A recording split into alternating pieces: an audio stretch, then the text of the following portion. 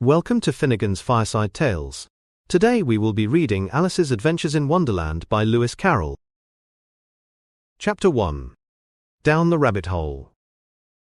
Alice was beginning to get very tired of sitting by her sister on the bank, and of having nothing to do. Once or twice she had peeped into the book her sister was reading, but it had no pictures or conversations in it.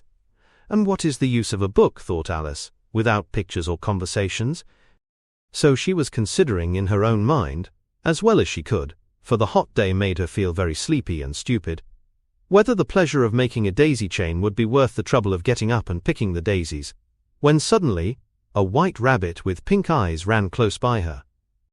There was nothing so very remarkable in that, nor did Alice think it so very much out of the way to hear the rabbit say to itself, oh dear, I shall be too late." When she thought it over afterwards, it occurred to her that she ought to have wondered at this, but at the time it all seemed quite natural. But when the rabbit actually took a watch out of its waistcoat pocket and looked at it, and then hurried on, Alice started to her feet, for it flashed across her mind that she had never before seen a rabbit with either a waistcoat pocket or a watch to take out of it, and burning with curiosity, she ran across the field after it, and was just in time to see it pop down a large rabbit hole under the hedge. In another moment down went Alice after it, never once considering how in the world she was to get out again. The rabbit hole went straight on like a tunnel for some way, and then dipped suddenly down, so suddenly that Alice had not a moment to think about stopping herself before she found herself falling down what seemed to be a very deep well. Either the well was very deep, or she fell very slowly, for she had plenty of time as she went down to look about her and to wonder what was going to happen next. First, she tried to look down and make out what she was coming to, but it was too dark to see anything. Then she looked at the sides of the well and noticed that they were filled with cupboards and bookshelves. Here and there she saw maps and pictures hung upon pegs. She took down a jar from one of the shelves as she passed. It was labeled orange marmalade, but to her great disappointment it was empty. She did not like to drop the jar for fear of killing somebody underneath, so managed to put it into one of the cupboards as she fell past it. Well, thought Alice to herself, after such a fall as this, I shall think nothing of tumbling downstairs. How brave they'll all think me at home. Why, I wouldn't say anything about it, even if I fell off the top of the house. Which was very likely true. Down, down, down. Would the fall never come to an end? I wonder how many miles I've fallen by this time, she said aloud. I must be getting somewhere near the center of the earth, let me see. That would be 4,000 miles down, I think. For, you see, Alice had learnt several things of this sort in her lessons in the schoolroom, and though this was not a very good opportunity for showing off her knowledge, as there was no one to listen to her, still it was good practice to say it over. Yes, that's about the right distance. But then I wonder what latitude or longitude I've got to. Alice had not the slightest idea what latitude was, or longitude either, but she thought they were nice grand words to say. Presently she began again. I wonder if I shall fall right through the earth. How funny it'll seem to come out among the people that walk with their heads downwards, the antipathies, I think. She was rather glad there was no one listening this time, as it didn't sound at all the right word. But I shall have to ask them what the name of the country is, you know. Please, ma'am, is this New Zealand or Australia? And she tried to curtsy as she spoke. Fancy curtsying as you're falling through the air. Do you think you could manage it? And what an ignorant little girl she'll think me for asking.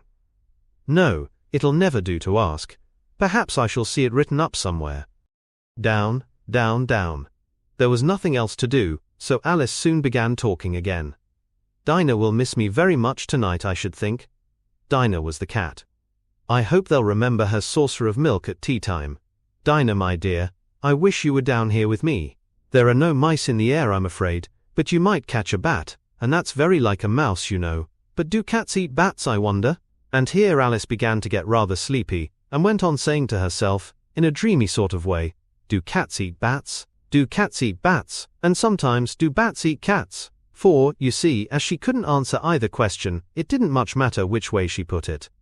She felt that she was dozing off, and had just begun to dream that she was walking hand in hand with Dinah, and was saying to her very earnestly, Now, Dinah, tell me the truth. Did you ever eat a bat? When suddenly, thump, thump, down she came upon a heap of sticks and dry leaves, and the fall was over.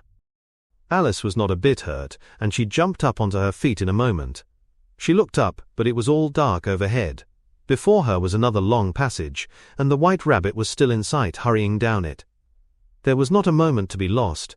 Away went Alice like the wind, and was just in time to hear it say, as it turned a corner, "Oh, my ears and whiskers, how late it's getting!"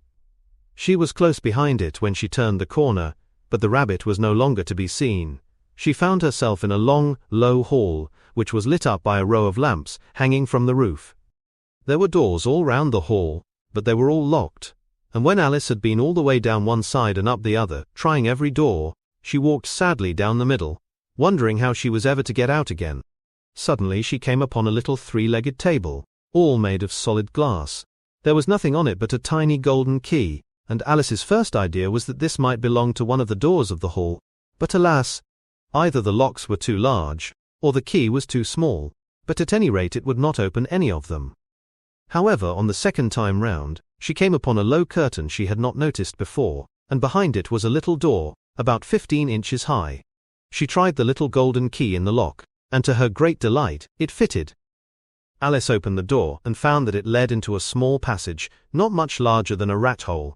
She knelt down and looked along the passage into the loveliest garden you ever saw.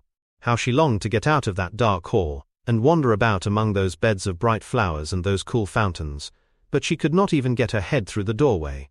And even if my head would go through, thought poor Alice, it would be of very little use without my shoulders. Oh, how I wish I could shut up like a telescope. I think I could, if I only knew how to begin, for you see, so many out-of-the-way things had happened lately, that Alice had begun to think that very few things indeed were really impossible. There seemed to be no use in waiting by the little door, so she went back to the table, half hoping she might find another key on it, or at any rate a book of rules for shutting people up like telescopes. This time she found a little bottle on it, which certainly was not here before, said Alice, and tied round the neck of the bottle was a paper label with the words, "Drink me," beautifully printed on it in large letters. It was all very well to say "drink me," but the wise little Alice was not going to do that in a hurry. "No, I'll look first," she said, "and see whether it's marked poison or not." For she had read several nice little stories about children who had got burnt and eaten up by wild beasts and other unpleasant things, all because they would not remember the simple rules their friends had taught them, such as that a red-hot poker will burn you if you hold it too long, and that if you cut your finger very deeply with a knife, it usually bleeds, and she had never forgotten that, if you drink much from a bottle marked poison, it is almost certain to disagree with you sooner or later. However, this bottle was not marked poison, so Alice ventured to taste it, and finding it very nice, it had in fact a sort of mixed flavor of cherry tart, custard, pineapple, roast turkey, toffee, and hot buttered toast, she very soon finished it off. "What a curious feeling," said Alice. "I must be shutting up like a telescope." And so it was indeed. She was now only 10 inches high, and her face brightened up at the thought that she was now the right size for going through the little door into that lovely garden. First, however, she waited for a few minutes to see if she was going to shrink any further. She felt a little nervous about this. "For it might end, you know," said Alice to herself, "in my going out altogether like a candle. I wonder what I should be like then." And she tried to fancy what the flame of a candle looks like after the candle is blown out, for she could not remember ever having seen such a thing. After a while, finding that nothing more happened, she decided on going into the garden at once. But alas for poor Alice! When she got to the door, she found she had forgotten the little golden key, and when she went back to the table for it, she found she could not possibly reach it. She could see it quite plainly through the glass, and she tried her best to climb up one of the legs of the table, but it was too slippery. And when she had tired herself out with trying, the poor little thing sat down and cried. "Come, there's no use in crying like that," said Alice to herself rather sharply.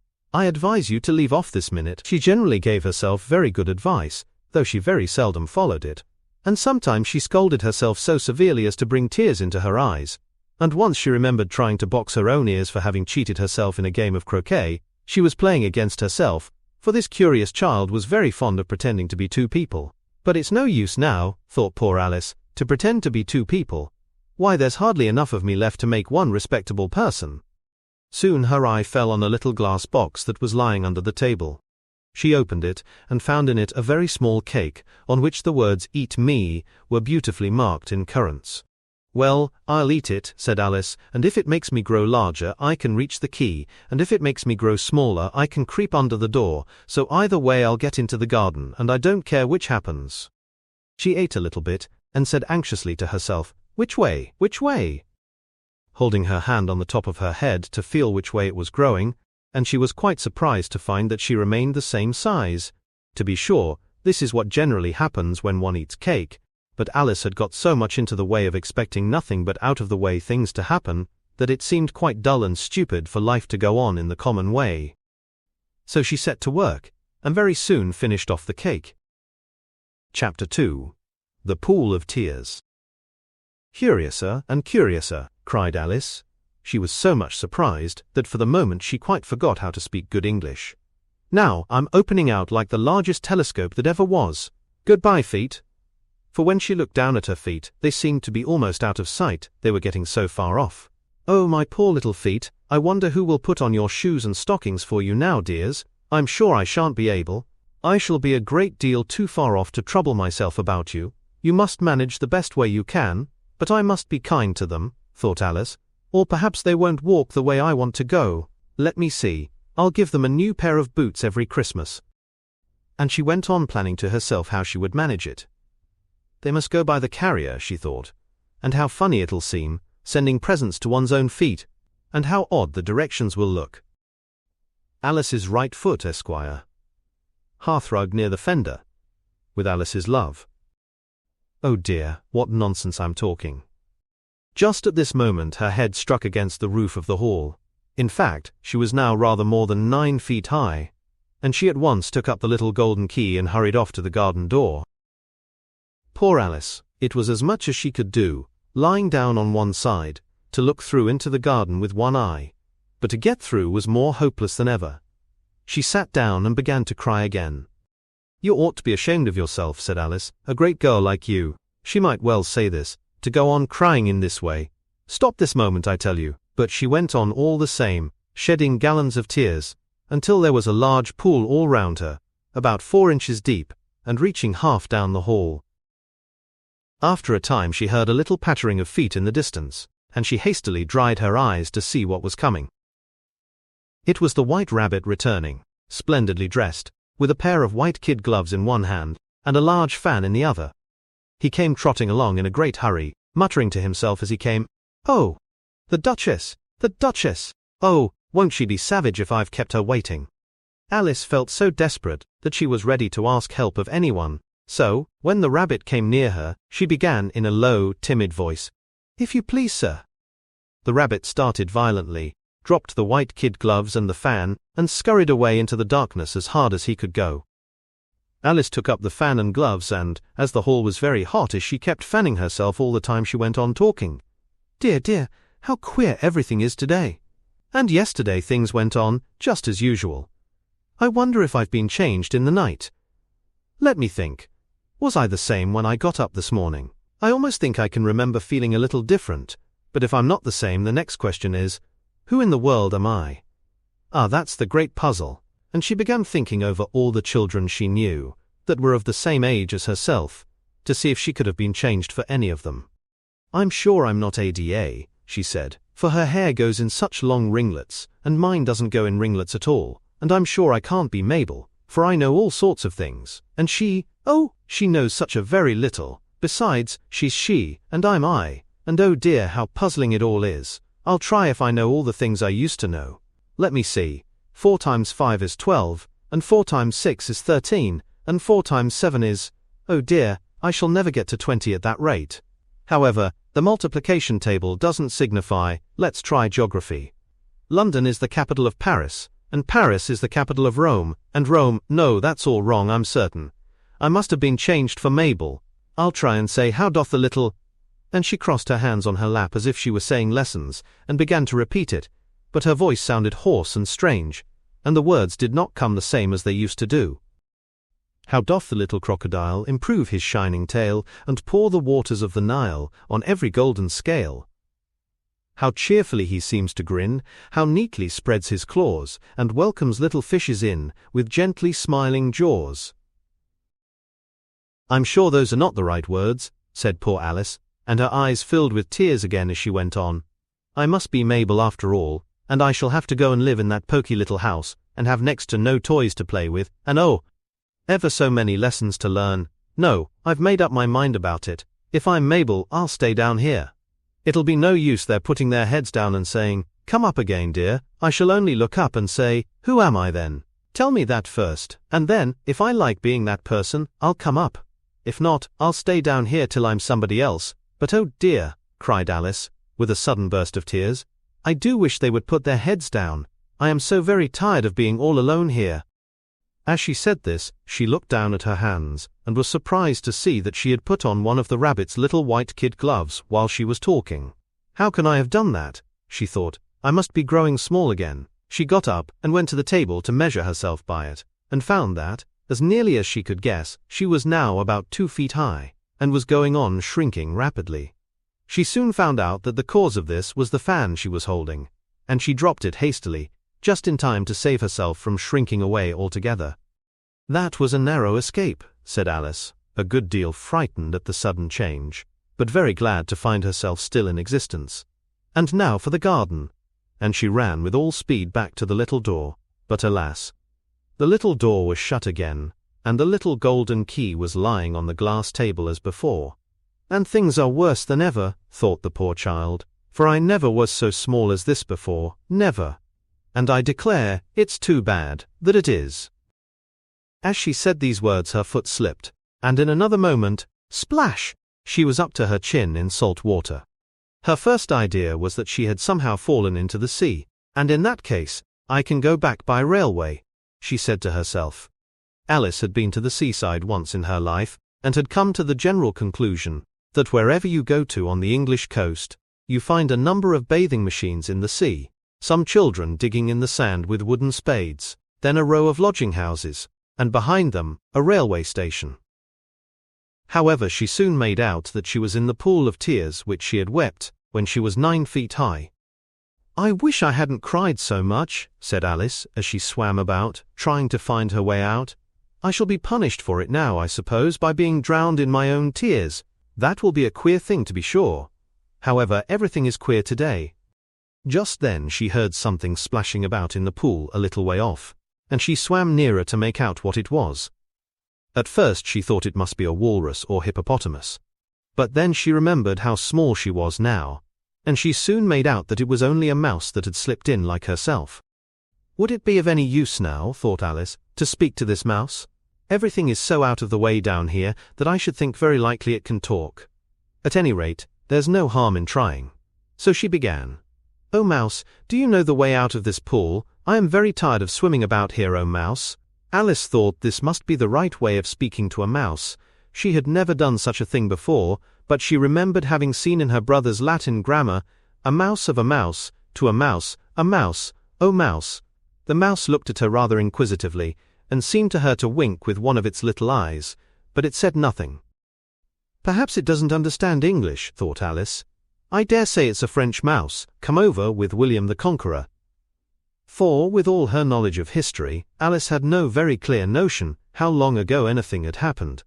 So she began again, "Où est ma chatte?" which was the first sentence in her French lesson book. The mouse gave a sudden leap out of the water, and seemed to quiver all over with fright. "Oh, I beg your pardon," cried Alice hastily, afraid that she had hurt the poor animal's feelings. "I quite forgot you didn't like cats." "Not like cats?" cried the mouse, in a shrill, passionate voice. "Would you like cats if you were me?" "Well, perhaps not," said Alice in a soothing tone. "Don't be angry about it, and yet I wish I could show you our cat Dinah. I think you'd take a fancy to cats if you could only see her. She is such a dear quiet thing," Alice went on, half to herself as she swam lazily about in the pool. "And she sits purring so nicely by the fire, licking her paws and washing her face. And she is such a nice soft thing to nurse, and she's such a capital one for catching mice. Oh, I beg your pardon," cried Alice again, for this time the mouse was bristling all over, and she felt certain it must be really offended. "We won't talk about her any more if you'd rather not." "We, indeed!" cried the mouse, who was trembling down to the end of his tail. "As if I would talk on such a subject. Our family always hated cats. Nasty, low, vulgar things. Don't let me hear the name again." "I won't indeed," said Alice in a great hurry to change the subject of conversation. Are you fond of dogs?" The mouse did not answer, so Alice went on eagerly. "There is such a nice little dog near our house I should like to show you. A little bright-eyed terrier, you know, with, such long curly brown hair, and it'll fetch things when you throw them, and it'll sit up and beg for its dinner, and all sorts of things. I can't remember half of them. And it belongs to a farmer, you know, and he says it's so useful it's worth £100. He says it kills all the rats and—" "Oh dear," cried Alice in a sorrowful tone. "I'm afraid I've offended it again," for the mouse was swimming away from her as hard as it could go, and making quite a commotion in the pool as it went. So she called softly after it, "Mouse dear, do come back again, and we won't talk about cats or dogs either if you don't like them." When the mouse heard this, it turned round and swam slowly back to her. Its face was quite pale, with passion, Alice thought, and it said in a low, trembling voice, "Let us get to the shore, and then I'll tell you my history, and you'll understand why it is I hate cats and dogs." It was high time to go, for the pool was getting quite crowded with the birds and animals that had fallen into it. There were a duck and a dodo, a lorry and an eaglet, and several other curious creatures. Alice led the way, and the whole party swam to the shore. Chapter 3. A Caucus Race and a Long Tail. They were indeed a queer-looking party that assembled on the bank, the birds with draggled feathers, the animals with their fur clinging close to them, and all dripping wet, cross, and uncomfortable. The first question, of course, was, how to get dry again. They had a consultation about this, and after a few minutes it seemed quite natural to Alice to find herself talking familiarly with them, as if she had known them all her life. Indeed, she had quite a long argument with the lorry, who at last turned sulky and would only say, "I am older than you, and must know better." And this Alice would not allow, without knowing how old it was, and as the lorry positively refused to tell its age, there was no more to be said. At last the mouse, who seemed to be a person of some authority among them, called out, "Sit down all of you and listen to me. I'll soon make you dry enough." They all sat down at once, in a large ring, with the mouse in the middle. Alice kept her eyes anxiously fixed on it, for she felt sure she would catch a bad cold if she did not get dry very soon. "Ahem," said the mouse with an important air. "Are you all ready? This is the driest thing I know. Silence all round, if you please." William the Conqueror, whose cause was favoured by the Pope, was soon submitted to by the English, who wanted leaders, and had been of late much accustomed to usurpation and conquest. Edwin and Morcar, the Earls of Mercia and Northumbria. "Ugh," said the lorry with a shiver. "I beg your pardon," said the mouse, frowning but very politely. "Did you speak?" "Not I," said the lorry hastily. "I thought you did," said the mouse. "I proceed. Edwin and Morcar, the Earls of Mercia and Northumbria, declared for him, and even Stigand, the patriotic Archbishop of Canterbury, found it advisable." "Found what?" said the duck. "Found it," the mouse replied rather crossly. "Of course you know what it means." "I know what it means well enough when I find a thing," said the duck. "It's generally a frog or a worm. The question is, what did the Archbishop find?" The mouse did not notice this question, but hurriedly went on. "Gooch found it advisable to go with Edgar Atheling to meet William and offer him the crown. William's conduct at first was moderate, but the insolence of his Normans— How are you getting on now, my dear?" it continued, turning to Alice as it spoke. "As wet as ever," said Alice in a melancholy tone. "It doesn't seem to dry me at all." "In that case," said the dodo solemnly, rising to its feet, "I move that the meeting adjourn, for the immediate adoption of more energetic remedies." "Speak English," said the eaglet.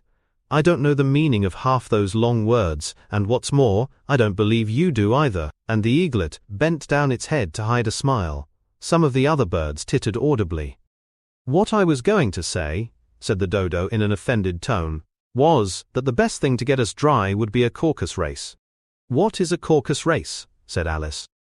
Not that she wanted much to know, but the dodo had paused as if it thought that somebody ought to speak, and no one else seemed inclined to say anything. "Why," said the dodo, "the best way to explain it is to do it.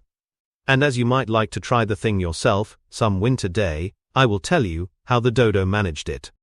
First, it marked out a racecourse in a sort of circle. The exact shape doesn't matter, it said. And then all the party were placed along the course here and there. There was no 1, 2, 3 and away.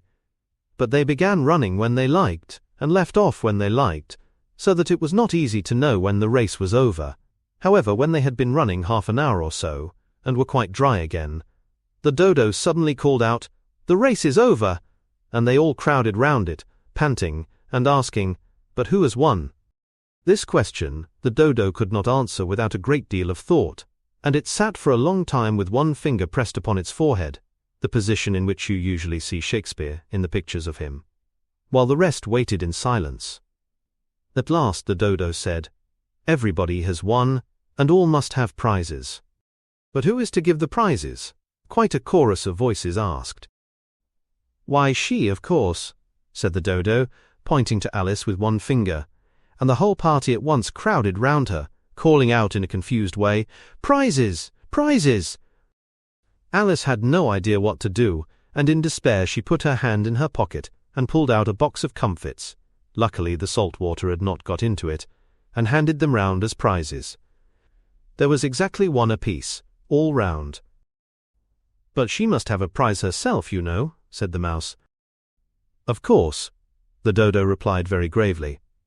"What else have you got in your pocket?" he went on, turning to Alice. "Only a thimble," said Alice sadly. "Hand it over here," said the dodo. Then they all crowded round her once more, while the dodo solemnly presented the thimble, saying, "We beg your acceptance of this elegant thimble."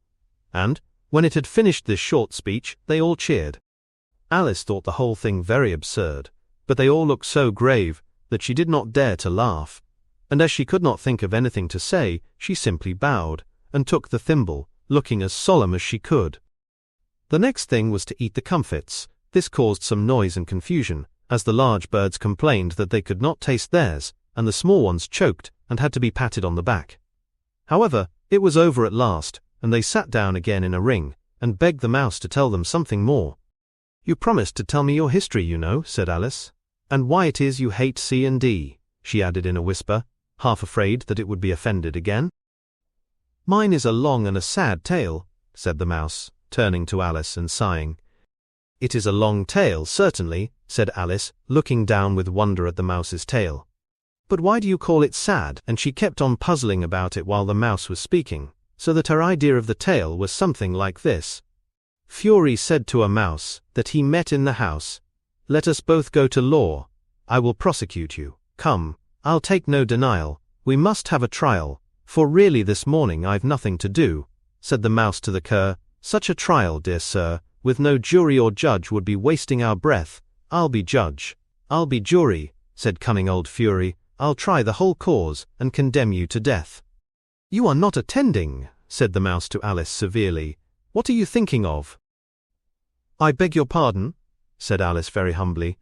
"You had got to the fifth bend, I think." "I had not," cried the mouse, sharply and very angrily. "A knot," said Alice, always ready to make herself useful, and looking anxiously about her. "Oh, do let me help to undo it." "I shall do nothing of the sort," said the mouse, getting up and walking away. "You insult me by talking such nonsense." "I didn't mean it," pleaded poor Alice. "But you're so easily offended, you know." The mouse only growled in reply. "Please come back and finish your story." Alice called after it, and the others all joined in chorus, "Yes, please do." But the mouse only shook its head impatiently and walked a little quicker. "What a pity it wouldn't stay," sighed the lory, as soon as it was quite out of sight, and an old crab took the opportunity of saying to her daughter, "Ah, my dear, let this be a lesson to you never to lose your temper." "Hold your tongue, Ma," said the young crab a little snappishly. "You're enough to try the patience of an oyster." "I wish I had our Dinah here, I know I do," said Alice aloud, addressing nobody in particular. "She'd soon fetch it back." "And who is Dinah, if I might venture to ask the question?" said the lory. Alice replied eagerly, for she was always ready to talk about her pet. "Dinah's our cat, and she's such a capital one for catching mice you can't think. And oh, I wish you could see her after the birds. Why, she'll eat a little bird as soon as look at it." This speech caused a remarkable sensation among the party. Some of the birds hurried off at once, One old magpie began wrapping itself up very carefully, remarking, "I really must be getting home. The night air doesn't suit my throat." And a canary called out in a trembling voice to its children, "Come away, my dears. It's high time you were all in bed." On various pretexts they all moved off, and Alice was soon left alone. "I wish I hadn't mentioned Dinah," she said to herself in a melancholy tone. "Nobody seems to like her down here, and I'm sure she's the best cat in the world. Oh, my dear Dinah, I wonder if I shall ever see you any more."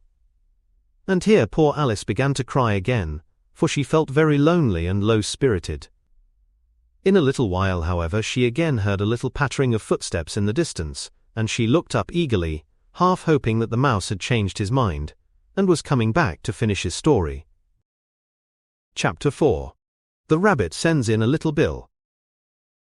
It was the White Rabbit, trotting slowly back again, and looking anxiously about as it went, as if it had lost something, and she heard it muttering to itself, "The Duchess! The Duchess! Oh, my dear paws! Oh, my fur and whiskers! She'll get me executed, as sure as ferrets are ferrets. Where can I have dropped them, I wonder?" Alice guessed in a moment that it was looking for the fan and the pair of white kid gloves, and she very good-naturedly began hunting about for them, but they were nowhere to be seen. Everything seemed to have changed since her swim in the pool, and the great hall, with the glass table and the little door, had vanished completely. Very soon the rabbit noticed Alice as she went hunting about, and called out to her in an angry tone, "Why, Mary Ann, what are you doing out here? Run home this moment and fetch me a pair of gloves and a fan. Quick now." And Alice was so much frightened that she ran off at once in the direction it pointed to, without trying to explain the mistake that it had made. "He took me for his housemaid," she said to herself as she ran. "How surprised he'll be when he finds out who I am. But I'd better take him his fan and gloves, that is, if I can find them." As she said this, she came upon a neat little house, on the door of which was a bright brass plate, with the name W. Rabbit engraved upon it. She went in without knocking, and hurried upstairs, in great fear lest she should meet the real Mary Ann, and be turned out of the house before she had found the fan and gloves. "How queer it seems," Alice said to herself, "to be going messages for a rabbit. I suppose Dinah will be sending me on messages next." And she began fancying the sort of thing that would happen. "Miss Alice, come here directly, and get ready for your walk. Coming in a minute, nurse. But I've got to watch this mouse hole till Dinah comes back, and see that the mouse doesn't get out. Only I don't think," Alice went on, "that they'd let Dinah stop in the house if it began ordering people about like that." By this time, she had found her way into a tidy little room with a table in the window, and on it, as she had hoped, a fan and 2 or 3 pairs of tiny white kid gloves.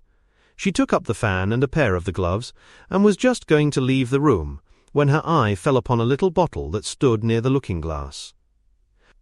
There was no label this time with the words "Drink me," but nevertheless she uncorked it and put it to her lips.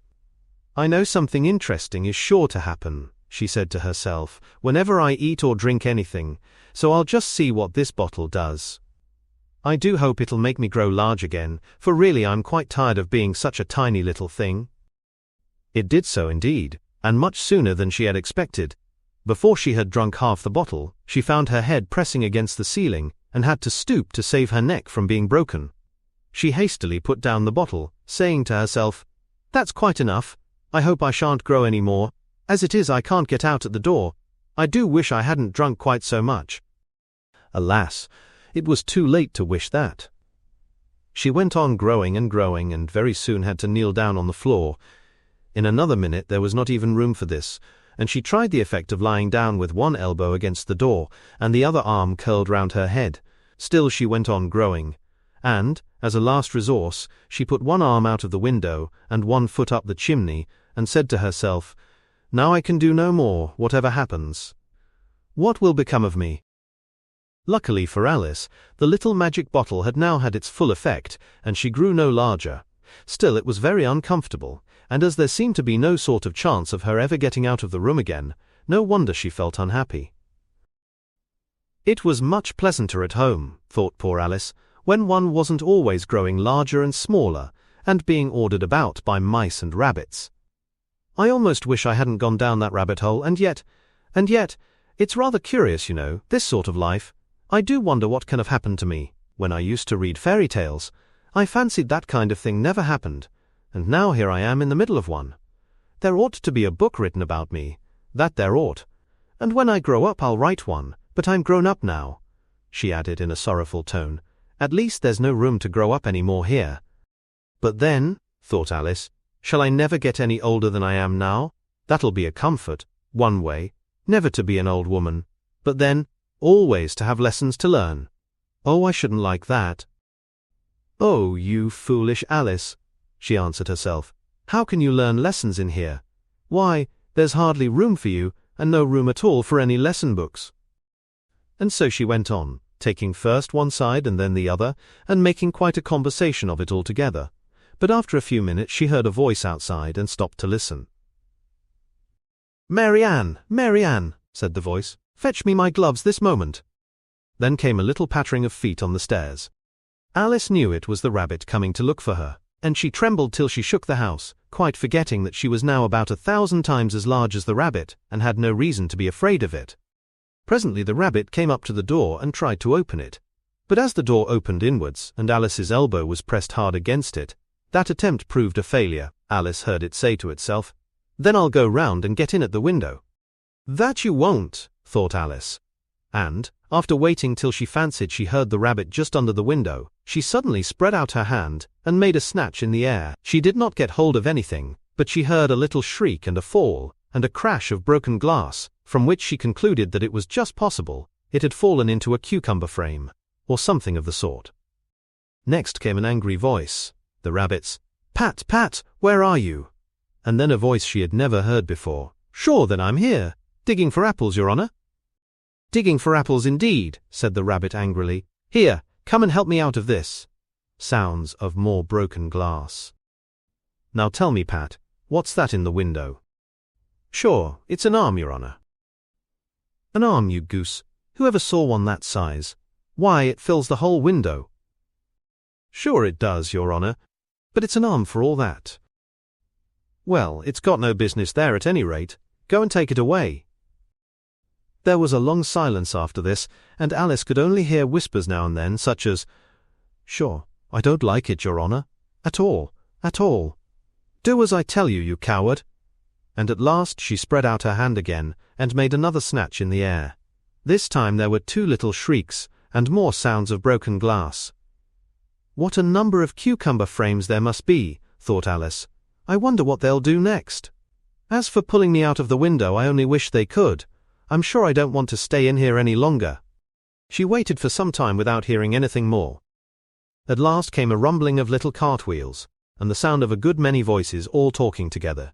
She made out the words, "Where's the other ladder? Why, I hadn't to bring but one. Bill's got the other. Bill, fetch it here, lad. Here, put them up at this corner. No, tie them together first. They don't reach half high enough yet. Oh, they'll do well enough. Don't be particular. Here, Bill, catch hold of this rope. Will the roof bear? Mind that loose slate.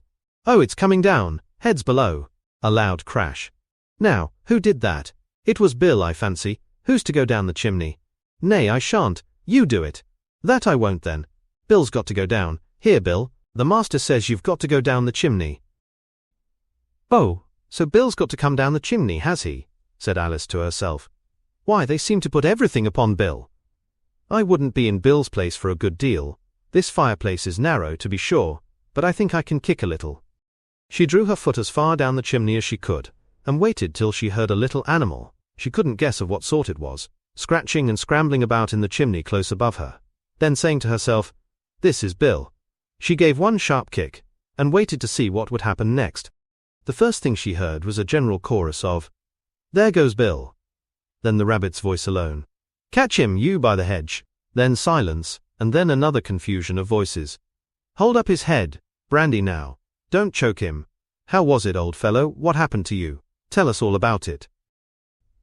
Last came a little feeble, squeaking voice. "That's Bill," thought Alice. "Well, I hardly know. No more, thank ye. I'm better now, but I'm a deal too flustered to tell you. All I know is, something comes at me like a jack-in-the-box, and up I goes like a skyrocket." "So you did, old fellow," said the others. "We must burn the house down," said the rabbit's voice, and Alice called out as loud as she could, "If you do, I'll set Dinah at you." There was a dead silence instantly, and Alice thought to herself, "I wonder what they will do next. If they had any sense, they'd take the roof off."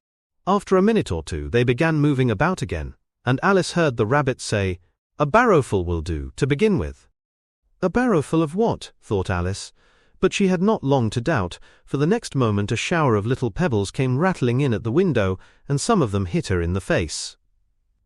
"I'll put a stop to this," she said to herself, and shouted out, "You'd better not do that again," which produced another dead silence. Alice noticed with some surprise that the pebbles were all turning into little cakes as they lay on the floor, and a bright idea came into her head. "If I eat one of these cakes," she thought, "it's sure to make some change in my size, and as it can't possibly make me larger, it must make me smaller, I suppose." So she swallowed one of the cakes, and was delighted to find that she began shrinking directly. As soon as she was small enough to get through the door, she ran out of the house, and found quite a crowd of little animals and birds waiting outside. The poor little lizard, Bill, was in the middle, being held up by 2 guinea pigs, who were giving it something out of a bottle. They all made a rush at Alice the moment she appeared, but she ran off as hard as she could, and soon found herself safe in a thick wood. "The first thing I've got to do," said Alice to herself, as she wandered about in the wood, "is to grow to my right size again. And the second thing is to find my way into that lovely garden. I think that will be the best plan." It sounded an excellent plan, no doubt, and very neatly and simply arranged. The only difficulty was that she had not the smallest idea how to set about it, and while she was peering about anxiously among the trees, a little sharp bark just over her head made her look up in a great hurry. An enormous puppy was looking down at her with large round eyes, and feebly stretching out one paw, trying to touch her. "Poor little thing," said Alice in a coaxing tone, and she tried hard to whistle to it, but she was terribly frightened all the time at the thought that it might be hungry, in which case it would be very likely to eat her up, in spite of all her coaxing. This seemed to Alice a good opportunity for making her escape, so she set off at once, and ran till she was quite tired and out of breath, until the puppy's bark sounded quite faint in the distance.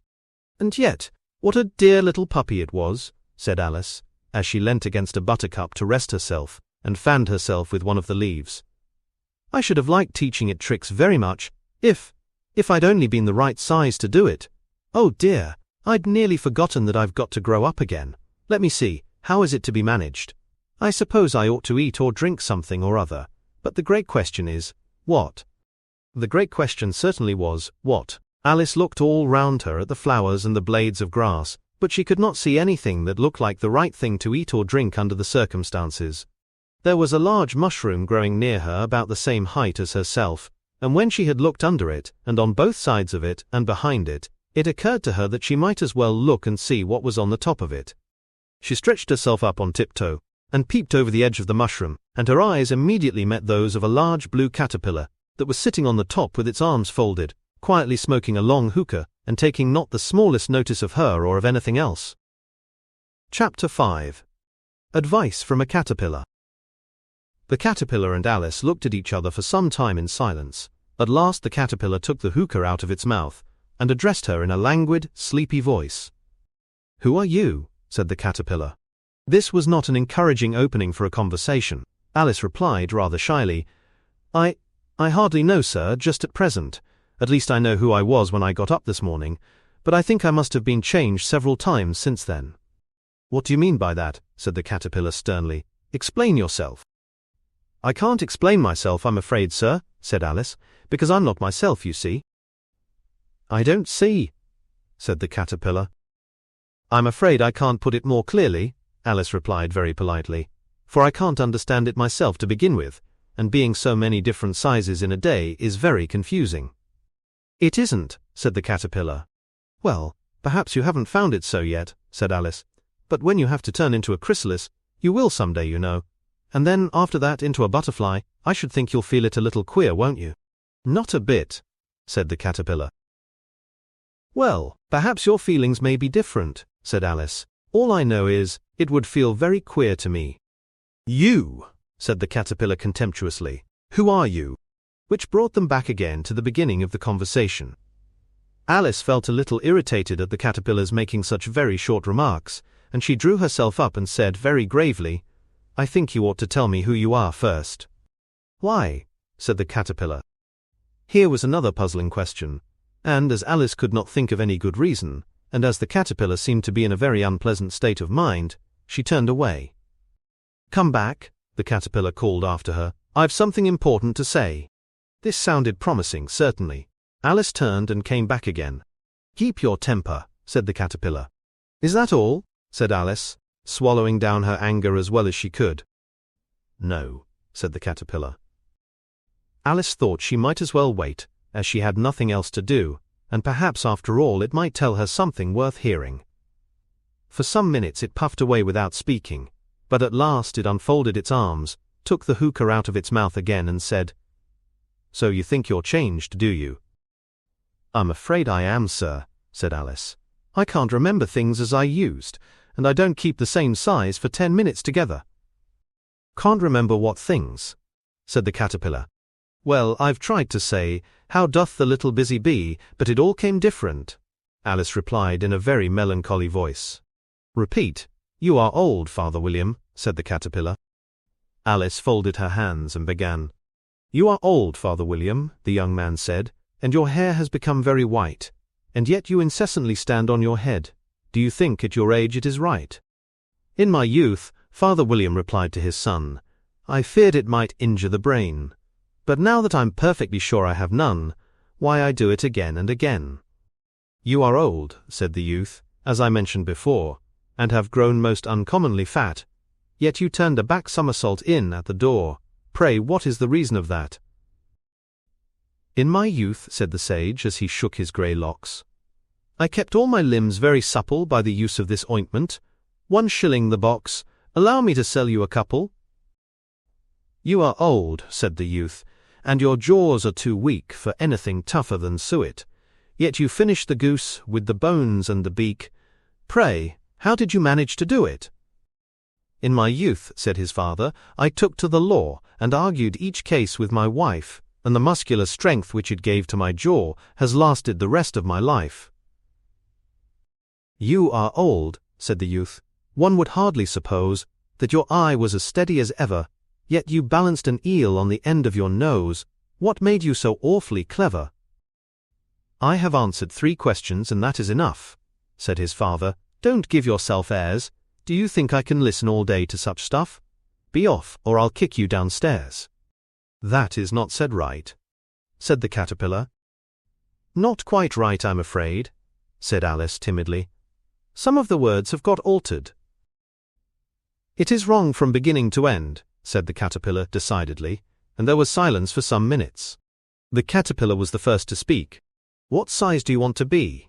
it asked. "Oh, I'm not particular as to size," Alice hastily replied. "Only one doesn't like changing so often, you know." "I don't know," said the caterpillar. Alice said nothing. She had never been so much contradicted in all her life before, and she felt that she was losing her temper. "Are you content now?" said the caterpillar. "Well, I should like to be a little larger, sir, if you wouldn't mind," said Alice. 3 inches is such a wretched height to be." "It is a very good height indeed," said the caterpillar angrily, rearing itself upright as it spoke. It was exactly 3 inches high. "But I'm not used to it," pleaded poor Alice in a piteous tone, and she thought to herself, "I wish the creatures wouldn't be so easily offended." "You'll get used to it in time," said the caterpillar, and it put the hookah into its mouth and began smoking again. This time Alice waited patiently until it chose to speak again. In a minute or two the caterpillar took the hookah out of its mouth and yawned once or twice, and shook itself. Then it got down off the mushroom and crawled away into the grass, merely remarking as it went, "One side will make you grow taller, and the other side will make you grow shorter." "One side of what? The other side of what?" thought Alice to herself. "Of the mushroom," said the caterpillar, just as if she had asked it aloud, and in another moment it was out of sight. Alice remained looking thoughtfully at the mushroom for a minute, trying to make out which were the 2 sides of it, and, as it was perfectly round, she found this a very difficult question. However, at last she stretched her arms round it as far as they would go, and broke off a bit of the edge with each hand. And now which is which? She said to herself, and nibbled a little of the right-hand bit to try the effect. The next moment she felt a violent blow underneath her chin. It had struck her foot. She was a good deal frightened by this very sudden change, but she felt that there was no time to be lost, as she was shrinking rapidly, so she set to work at once to eat some of the other bit. Her chin was pressed so closely against her foot that there was hardly room to open her mouth, but she did it at last, and managed to swallow a morsel of the left-hand bit. "Come, my head's free at last," said Alice in a tone of delight, which changed into alarm in another moment, when she found that her shoulders were nowhere to be found. All she could see when she looked down was an immense length of neck, which seemed to rise like a stalk out of a sea of green leaves that lay far below her. "What can all that green stuff be?" said Alice. "And where have my shoulders got to? And oh, my poor hands, how is it I can't see you?" She was moving them about as she spoke, but no results seemed to follow, except a little shaking among the distant green leaves. As there seemed to be no chance of getting her hands up to her head, she tried to get her head down to them, and was delighted to find that her neck would bend about easily in any direction, like a serpent. She had just succeeded in curving it down into a graceful zigzag, and was going to dive in among the leaves, which she found to be nothing but the tops of the trees under which she had been wandering, when a sharp hiss made her draw back in a hurry. A large pigeon had flown into her face, and was beating her violently with its wings. "Serpent!" screamed the pigeon. "I'm not a serpent," said Alice indignantly. "Let me alone." "Serpent, I say again," repeated the pigeon, but in a more subdued tone, and added with a kind of sob, "I've tried every way, and nothing seems to suit them." "I haven't the least idea what you're talking about," said Alice. "I've tried the roots of trees, and I've tried banks, and I've tried hedges," the pigeon went on without attending to her. "But those serpents, there's no pleasing them." Alice was more and more puzzled, but she thought there was no use in saying anything more till the pigeon had finished. "As if it wasn't trouble enough hatching the eggs," said the pigeon, "but I must be on the lookout for serpents night and day. Why, I haven't had a wink of sleep these 3 weeks." "I'm very sorry you've been annoyed," said Alice, who was beginning to see its meaning. "And just as I'd taken the highest tree in the wood," continued the pigeon, raising its voice to a shriek, "and just as I was thinking I should be free of them at last, they must needs come wriggling down from the sky." "Ugh, serpent." "But I'm not a serpent, I tell you," said Alice. I'm a... "Well, what are you?" said the pigeon. "I can see you're trying to invent something." I'm a little girl," said Alice rather doubtfully, as she remembered the number of changes she had gone through that day. "A likely story indeed," said the pigeon in a tone of the deepest contempt. "I've seen a good many little girls in my time, but never one with such a neck as that. No, no. You're a serpent, and there's no use denying it. I suppose you'll be telling me next that you never tasted an egg." "I have tasted eggs, certainly," said Alice, who was a very truthful child. "But little girls eat eggs quite as much as serpents do, you know." "I don't believe it," said the pigeon. "But if they do, why then they're a kind of serpent, that's all I can say."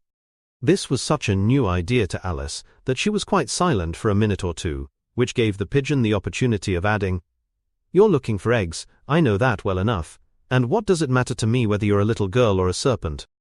"It matters a good deal to me," said Alice hastily, "but I'm not looking for eggs, as it happens, and if I was, I shouldn't want yours. I don't like them raw." "Well, be off then," said the pigeon in a sulky tone, as it settled down again into its nest. Alice crouched down among the trees as well as she could, for her neck kept getting entangled among the branches, and every now and then she had to stop and untwist it. After a while she remembered that she still held the pieces of mushroom in her hands, and she set to work very carefully, nibbling first at one and then at the other, and growing sometimes taller and sometimes shorter, until she had succeeded in bringing herself down to her usual height. It was so long since she had been anything near the right size that it felt quite strange at first, but she got used to it in a few minutes and began talking to herself as usual. "Come, there's half my plan done now. How puzzling all these changes are. I'm never sure what I'm going to be from one minute to another. However, I've got back to my right size. The next thing is to get into that beautiful garden. How is that to be done, I wonder?" As she said this, she came suddenly upon an open place, with a little house in it about 4 feet high. "Whoever lives there," thought Alice, It'll never do to come upon them this size. Why, I should frighten them out of their wits. So she began nibbling at the right-hand bit again, and did not venture to go near the house, till she had brought herself down to 9 inches high. Chapter 6. Pig and Pepper. For a minute or two she stood looking at the house and wondering what to do next, when suddenly a footman in livery came running out of the wood. She considered him to be a footman because he was in livery. Otherwise, judging by his face only, she would have called him a fish. And rapped loudly at the door with his knuckles. It was opened by another footman in livery, with a round face and large eyes like a frog, and both footmen, Alice noticed, had powdered hair that curled all over their heads. She felt very curious to know what it was all about, and crept a little way out of the wood to listen. The fish footman began by producing from under his arm a great letter, nearly as large as himself, and this he handed over to the other, saying, in a solemn tone, "For the Duchess. An invitation from the Queen to play croquet." The frog footman repeated, in the same solemn tone, only changing the order of the words a little, "From the Queen. An invitation for the Duchess to play croquet." Then they both bowed low, and their curls got entangled together. Alice laughed so much at this that she had to run back into the wood for fear of their hearing her, and when she next peeped out the fish footman was gone, and the other was sitting on the ground near the door, staring stupidly up into the sky. Alice went timidly up to the door and knocked. "There's no sort of use in knocking," said the footman, "and that for 2 reasons. First, because I'm on the same side of the door as you are. Secondly, because they're making such a noise inside no one could possibly hear you. And certainly there was a most extraordinary noise going on within, a constant howling and sneezing, and every now and then a great crash, as if a dish or kettle had been broken to pieces." "Please then," said Alice, "how am I to get in?" "There might be some sense in your knocking," the footman went on, without attending to her, "if we had the door between us. For instance, if you were inside you might knock, and I could let you out, you know." He was looking up into the sky all the time he was speaking, and this, Alice thought, decidedly uncivil. But perhaps he can't help it, she said to herself. His eyes are so very nearly at the top of his head. But at any rate he might answer questions. "How am I to get in?" she repeated aloud. "I shall sit here," the footman remarked, "till tomorrow." At this moment the door of the house opened, and a large plate came skimming out, straight at the footman's head. It just grazed his nose, and broke to pieces against one of the trees behind him. "Or next day, maybe," the footman continued in the same tone, exactly as if nothing had happened. "How am I to get in?" asked Alice again, in a louder tone. "Are you to get in at all?" said the footman. "That's the first question, you know." It was, no doubt, only Alice did not like to be told so. "It's really dreadful," she muttered to herself, "the way all the creatures argue. It's enough to drive one crazy." The footman seemed to think this a good opportunity for repeating his remark, with variations. "I shall sit here," he said, "on and off, for days and days." "But what am I to do?" said Alice. "Anything you like," said the footman, and began whistling. "Oh, there's no use in talking to him," said Alice desperately. "He's perfectly idiotic," and she opened the door and went in. The door led right into a large kitchen, which was full of smoke from one end to the other. The Duchess was sitting on a 3-legged stool in the middle, nursing a baby. The cook was leaning over the fire, stirring a large cauldron which seemed to be full of soup. "There's certainly too much pepper in that soup," Alice said to herself, as well as she could for sneezing. There was certainly too much of it in the air. Even the Duchess sneezed occasionally, and as for the baby, it was sneezing and howling alternately without a moment's pause. The only 2 creatures in the kitchen that did not sneeze were the cook, and a large cat which was sitting on the hearth and grinning from ear to ear. "Please would you tell me?" said Alice a little timidly, for she was not quite sure whether it was good manners for her to speak first. "Why your cat grins like that?" "It's a Cheshire cat," said the Duchess, "and that's why." "Pig." She said the last word with such sudden violence that Alice quite jumped, but she saw in another moment that it was addressed to the baby, and not to her, so she took courage and went on again. "I didn't know that Cheshire cats always grinned. In fact, I didn't know that cats could grin." "They all can," said the Duchess, "and most of them do." "I don't know of any that do," Alice said very politely, feeling quite pleased to have got into a conversation. "You don't know much," said the Duchess. "And that's a fact." Alice did not at all like the tone of this remark, and thought it would be as well to introduce some other subject of conversation. While she was trying to fix on one, the cook took the cauldron of soup off the fire, and at once set to work throwing everything within her reach at the Duchess and the baby. The fire irons came first, then followed a shower of saucepans, plates and dishes. The Duchess took no notice of them even when they hit her, and the baby was howling so much already that it was quite impossible to say whether the blows hurt it or not. "Oh, please mind what you're doing," cried Alice, jumping up and down in an agony of terror. "Oh, there goes his precious nose," as an unusually large saucepan flew close by it, and very nearly carried it off. "If everybody minded their own business," the Duchess said in a hoarse growl, "the world would go round a deal faster than it does." "Which would not be an advantage," said Alice, who felt very glad to get an opportunity of showing off a little of her knowledge. "Just think what work it would make with the day and night. You see, the Earth takes 24 hours to turn round on its axis." "Talking of axes," said the Duchess, "chop off her head." Alice glanced rather anxiously at the cook, to see if she meant to take the hint, but the cook was busily stirring the soup, and seemed not to be listening, so she went on again. 24 hours, I think, or is it 12? "Oh, don't bother me," said the Duchess. "I never could abide figures." And with that she began nursing her child again, singing a sort of lullaby to it as she did so, and giving it a violent shake at the end of every line. "Speak roughly to your little boy, and beat him when he sneezes. He only does it to annoy, because he knows it teases." While the Duchess sang the second verse of the song, she kept tossing the baby violently up and down, and the poor little thing howled so that Alice could hardly hear the words. "I speak severely to my boy, I beat him when he sneezes, for he can thoroughly enjoy the pepper when he pleases."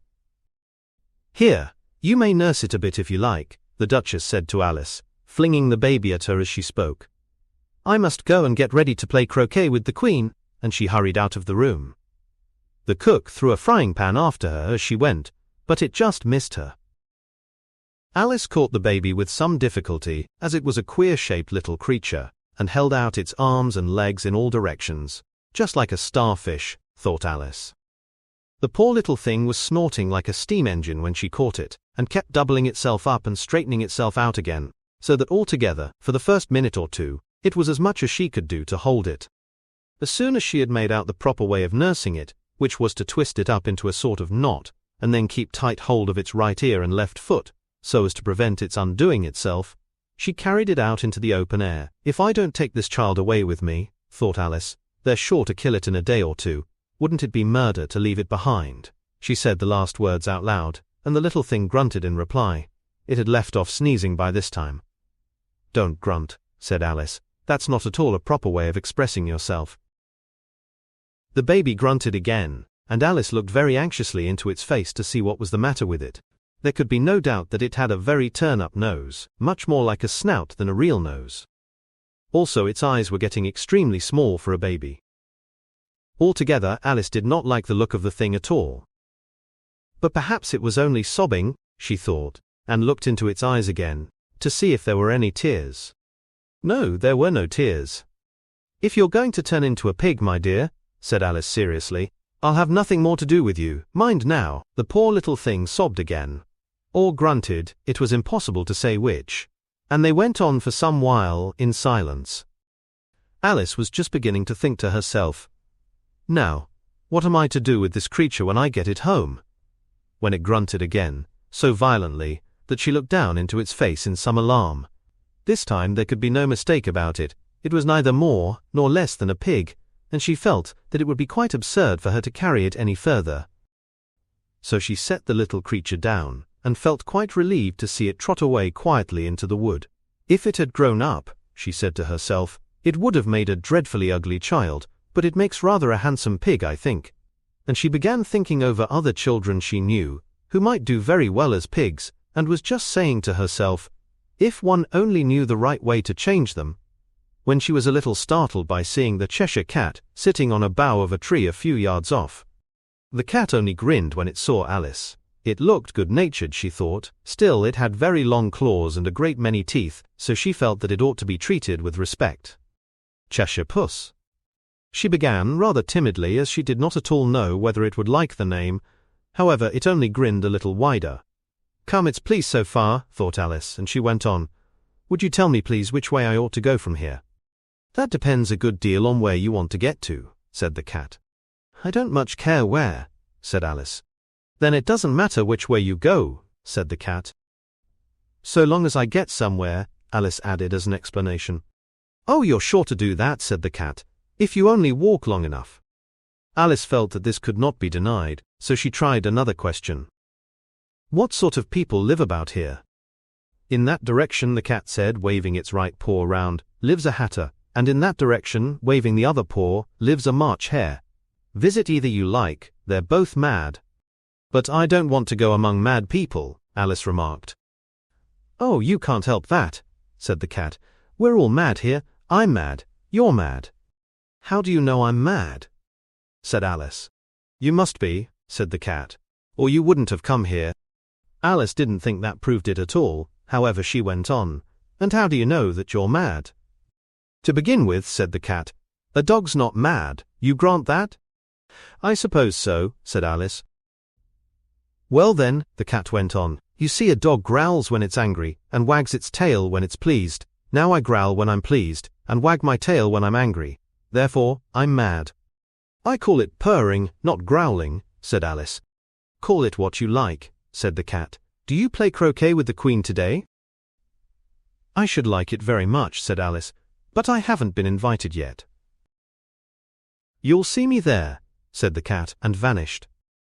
Alice was not much surprised at this. She was getting so well used to queer things happening.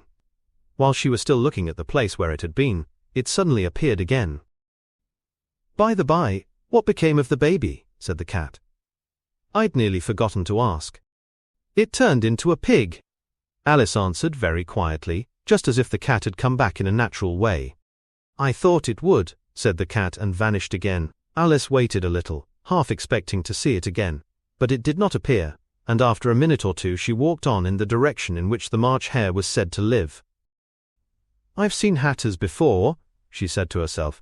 "The March hare will be much the most interesting, and perhaps as this is May, it won't be raving mad, at least not so mad as it was in March." As she said this, she looked up, and there was the cat again, sitting on a branch of a tree. "Did you say pig or fig?" said the cat. "I said pig," replied Alice, "and I wish you wouldn't keep appearing and vanishing so suddenly. You make one quite giddy." "All right," said the cat, and this time it vanished quite slowly, beginning with the end of the tail and ending with the grin, which remained some time after the rest of it had gone. "Well, I've often seen a cat without a grin," thought Alice. "But a grin without a cat, it's the most curious thing I ever saw in all my life." She had not gone much farther before she came in sight of the house of the March hare. She thought it must be the right house because the chimneys were shaped like ears and the roof was thatched with fur. It was so large a house that she did not like to go nearer till she had nibbled some more of the left-hand bit of mushroom and raised herself to about 2 feet high. Even then she walked up towards it rather timidly, saying to herself, "Suppose it should be raving mad after all. I almost wish I'd gone to see the hatter instead." Chapter 7. A Mad Tea Party. There was a table set out under a tree in front of the house, and the March hare and the hatter were having tea at it. A dormouse was sitting between them, fast asleep, and the other two were using it as a cushion, resting their elbows on it, and talking over its head. Very uncomfortable for the dormouse, thought Alice. Only, as it's asleep, I suppose it doesn't mind. The table was a large one, but the three were all crowded together at one corner of it. "No room! No room!" they cried out when they saw Alice coming.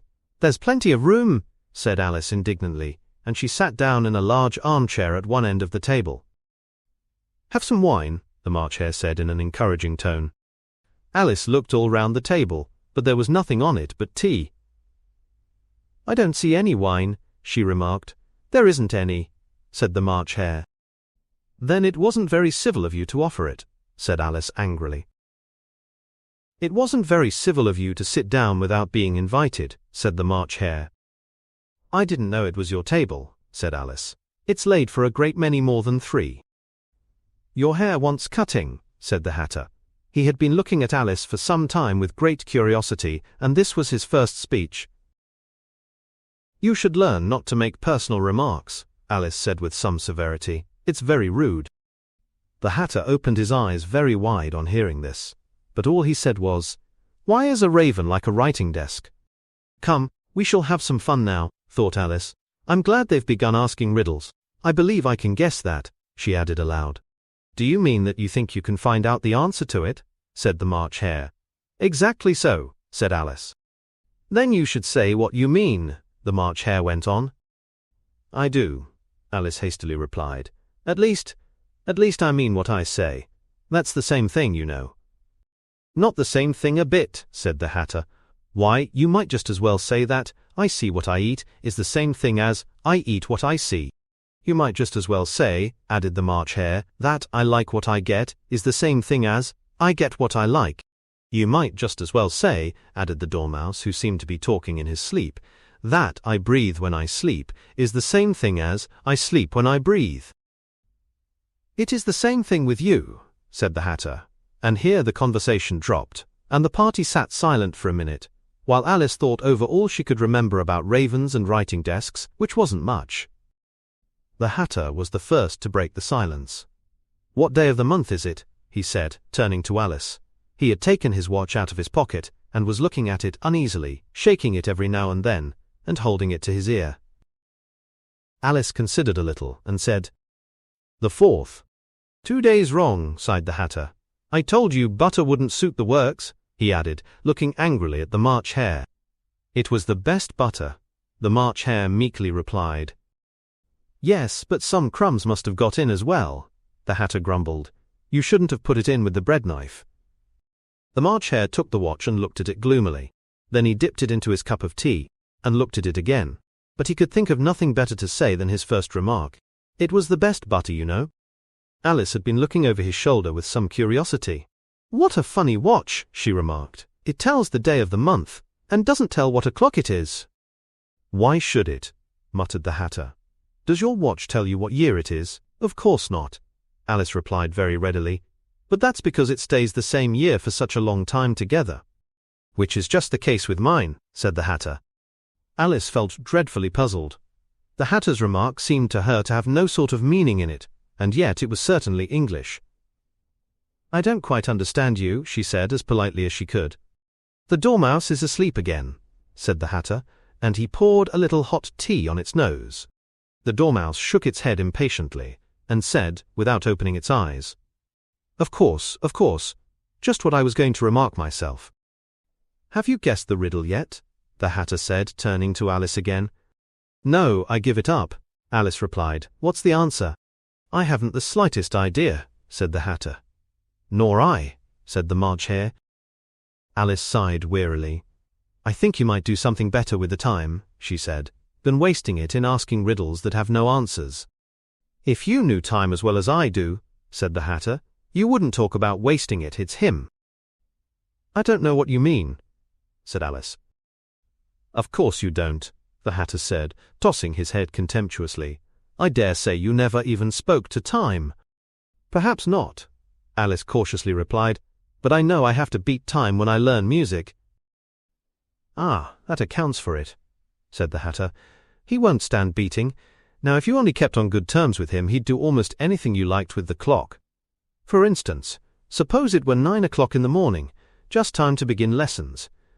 You'd only have to whisper a hint to time, and round goes the clock in a twinkling. 1:30, time for dinner." "I only wish it was," the March Hare said to itself in a whisper. "That would be grand, certainly," said Alice thoughtfully. "But then, I shouldn't be hungry for it, you know." "Not at first, perhaps," said the Hatter, "but you could keep it to 1:30 as long as you liked." "Is that the way you manage?" Alice asked. The Hatter shook his head mournfully. "Not I," he replied. "We quarrelled last March, just before he went mad, you know," pointing with his teaspoon at the March Hare. "It was at the great concert given by the Queen of Hearts, and I had to sing, 'Twinkle, twinkle, little bat, how I wonder what you're at.' You know the song, perhaps?" "I've heard something like it," said Alice. It goes on, you know, the Hatter continued, in this way. Up above the world you fly, like a tea tray in the sky. Twinkle, twinkle. Here the Dormouse shook itself and began singing in its sleep, Twinkle, twinkle, twinkle, twinkle, and went on so long that they had to pinch it to make it stop. Well, I'd hardly finished the first verse, said the Hatter, when the Queen bawled out, He's murdering the time, off with his head. How dreadfully savage, exclaimed Alice. And ever since that, the Hatter went on in a mournful tone, he won't do a thing I ask. It's always 6 o'clock now. A bright idea came into Alice's head. Is that the reason so many tea things are put out here? She asked. Yes, that's it, said the Hatter with a sigh. It's always tea time, and we've no time to wash the things between whiles. Then you keep moving round, I suppose, said Alice. Exactly so, said the Hatter, as the things get used up. But when do you come to the beginning again? Alice ventured to ask. Suppose we change the subject, the March Hare interrupted, yawning. I'm getting tired of this. I vote the young lady tells us a story. I'm afraid I don't know one, said Alice, rather alarmed at the proposal. Then the Dormouse shall, they both cried. Wake up, Dormouse! And they pinched it on both sides at once. The Dormouse slowly opened his eyes. I wasn't asleep, he said in a hoarse, feeble voice. I heard every word you fellows were saying. Tell us a story, said the March Hare. Yes, please do, pleaded Alice. And be quick about it, added the Hatter, or you'll be asleep again before it's done.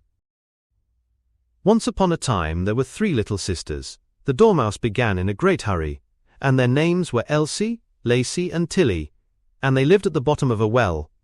What did they live on? Said Alice, who always took a great interest in questions of eating and drinking. They lived on treacle, said the Dormouse after thinking a minute or two. They couldn't have done that, you know, Alice gently remarked. They'd have been ill. So they were, said the Dormouse. Very ill. Alice tried a little to fancy to herself what such an extraordinary way of living would be like, but it puzzled her too much, so she went on. But why did they live at the bottom of a well? Take some more tea, the March Hare said to Alice very earnestly. I've had nothing yet, Alice replied in an offended tone, so I can't take more. You mean you can't take less, said the Hatter. It's very easy to take more than nothing. Nobody asked your opinion, said Alice. Who's making personal remarks now? The Hatter asked triumphantly. Alice did not quite know what to say to this, so she helped herself to some tea and bread and butter, and then turned to the Dormouse and repeated her question. Why did they live at the bottom of a well? The Dormouse again took a minute or two to think about it, and then said, It was a treacle well. There's no such thing. Alice was beginning very angrily, but the Hatter and the March Hare went, Shh! And the Dormouse sulkily remarked, If you can't be civil, you'd better finish the story for yourself. No, please go on, Alice said very humbly. I won't interrupt you again. I dare say there may be one. One indeed, said the Dormouse indignantly. However, he consented to go on. And so these 3 little sisters, they were learning to draw, you know. What did they draw? Said Alice, quite forgetting her promise. Treacle, said the Dormouse, without considering at all this time. I want a clean cup, interrupted the Hatter. Let's all move one place on. He moved on as he spoke, and the Dormouse followed him. The March Hare moved into the Dormouse's place, and Alice rather unwillingly took the place of the March Hare. The Hatter was the only one who got any advantage from the change, and Alice was a good deal worse off than before, as the March Hare had just upset the milk jug into his plate.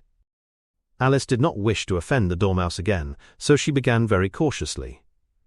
But I don't understand. Where did they draw the treacle from?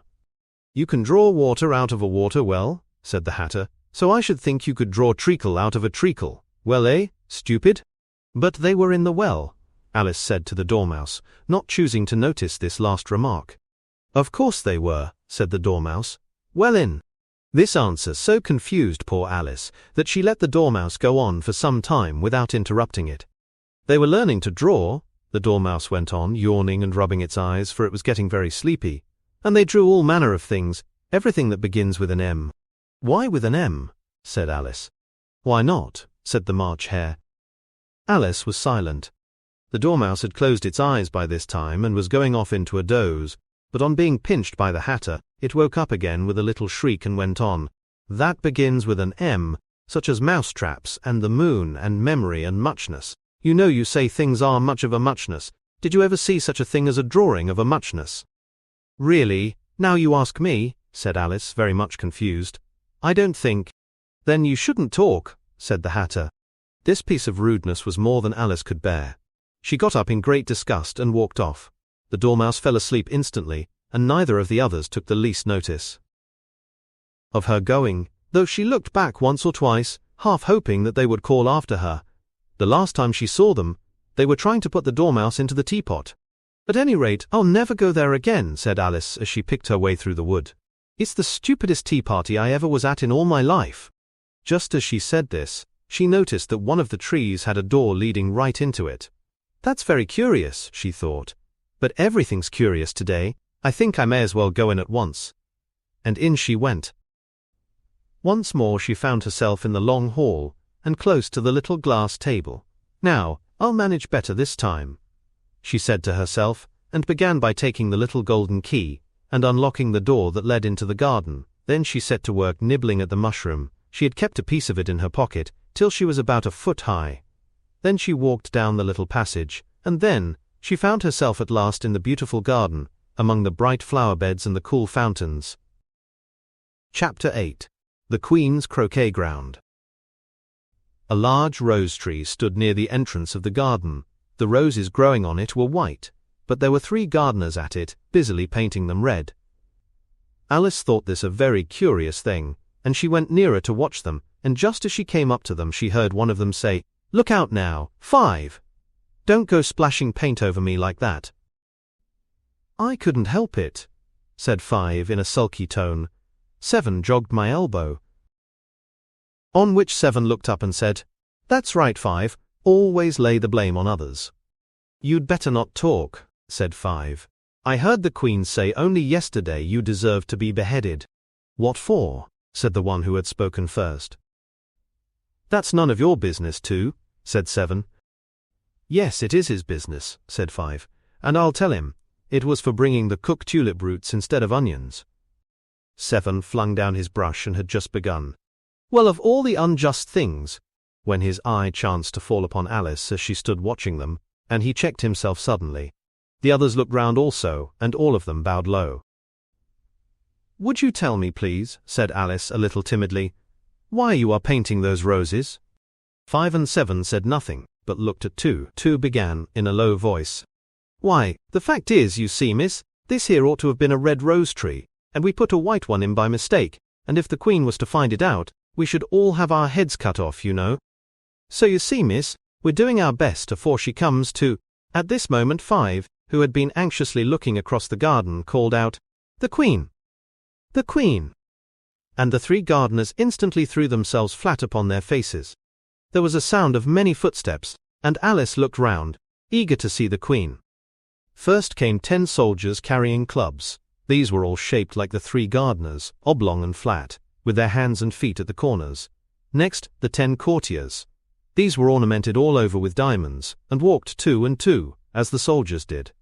After these came the royal children. There were 10 of them, and the little dears came jumping merrily along hand in couples. They were all ornamented with hearts. Next came the guests, mostly kings and queens, and among them Alice recognized the White Rabbit.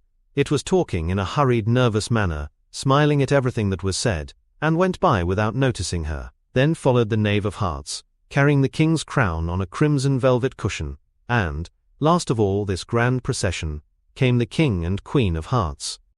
Alice was rather doubtful whether she ought not to lie down on her face like the 3 gardeners, but she could not remember ever having heard of such a rule at processions. And besides, what would be the use of a procession, thought she, if people had all to lie down on their faces so that they couldn't see it? So she stood where she was, and waited. When the procession came opposite to Alice, they all stopped and looked at her, and the Queen said severely, "Who is this?" She said it to the Knave of Hearts, who only bowed and smiled in reply. "Idiot," said the Queen, tossing her head impatiently, and turning to Alice she went on, "What's your name, child?" "My name is Alice, so please your Majesty," said Alice very politely, but she added to herself, "Why, they're only a pack of cards after all. I needn't be afraid of them." "And who are these?"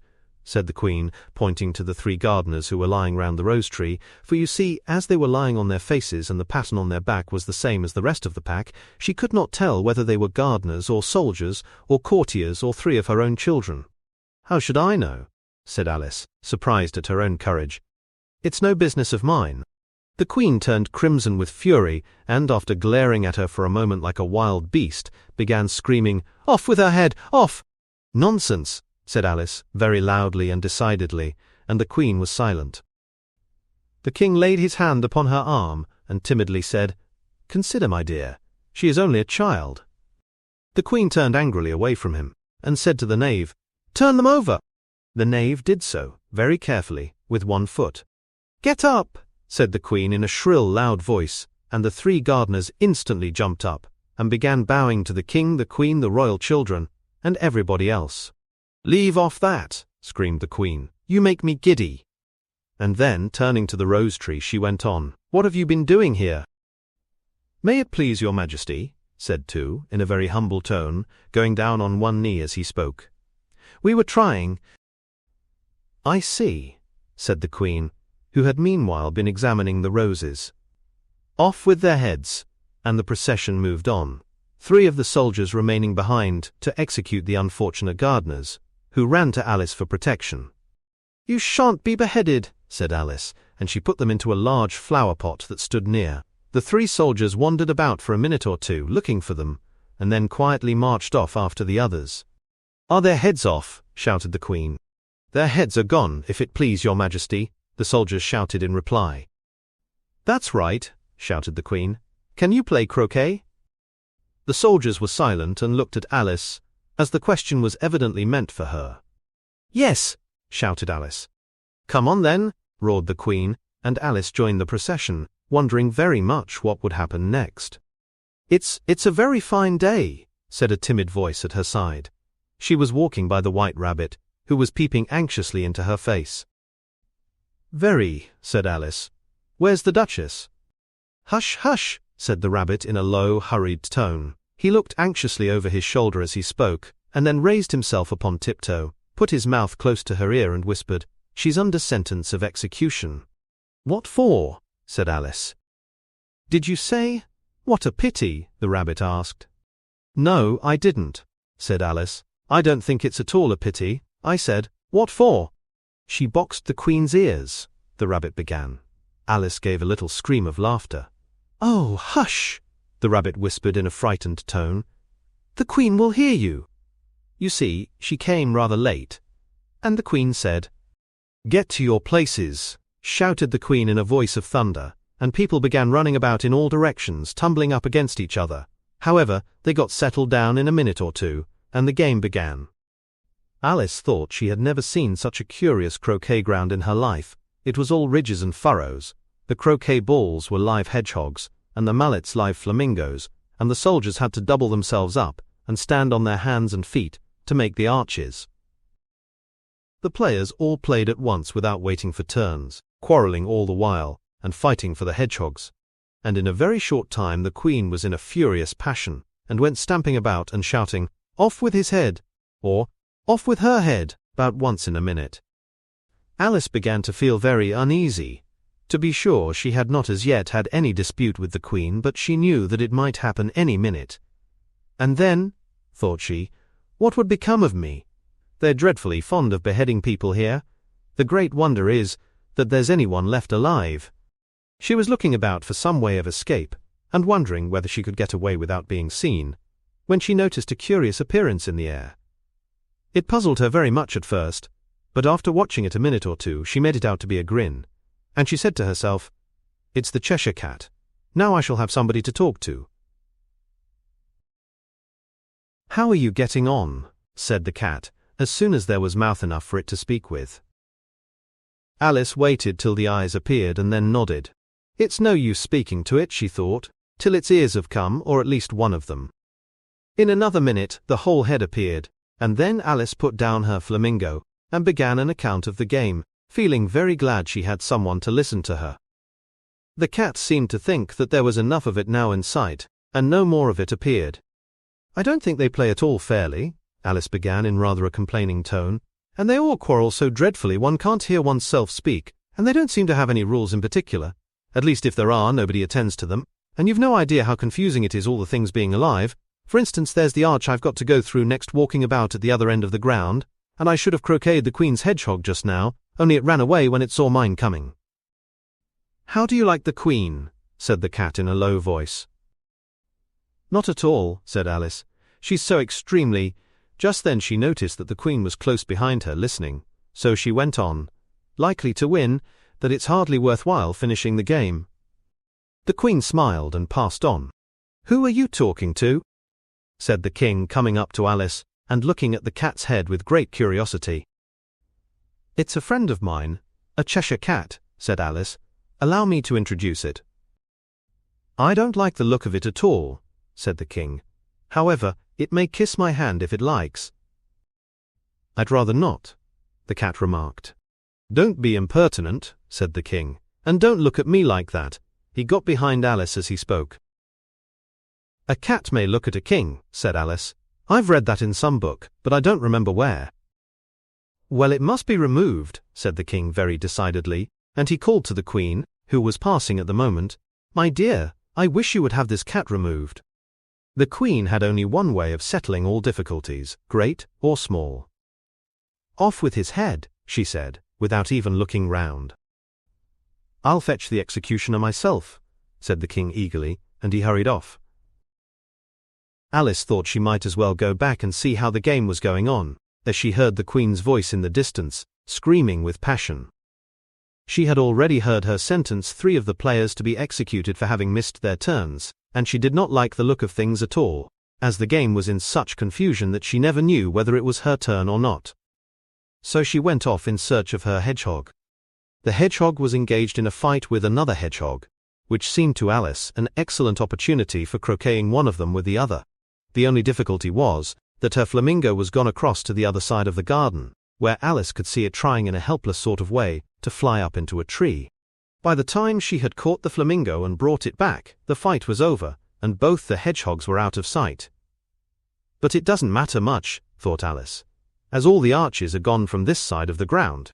So she tucked it away under her arm, that it might not escape again, and went back to have a little more conversation with her friend.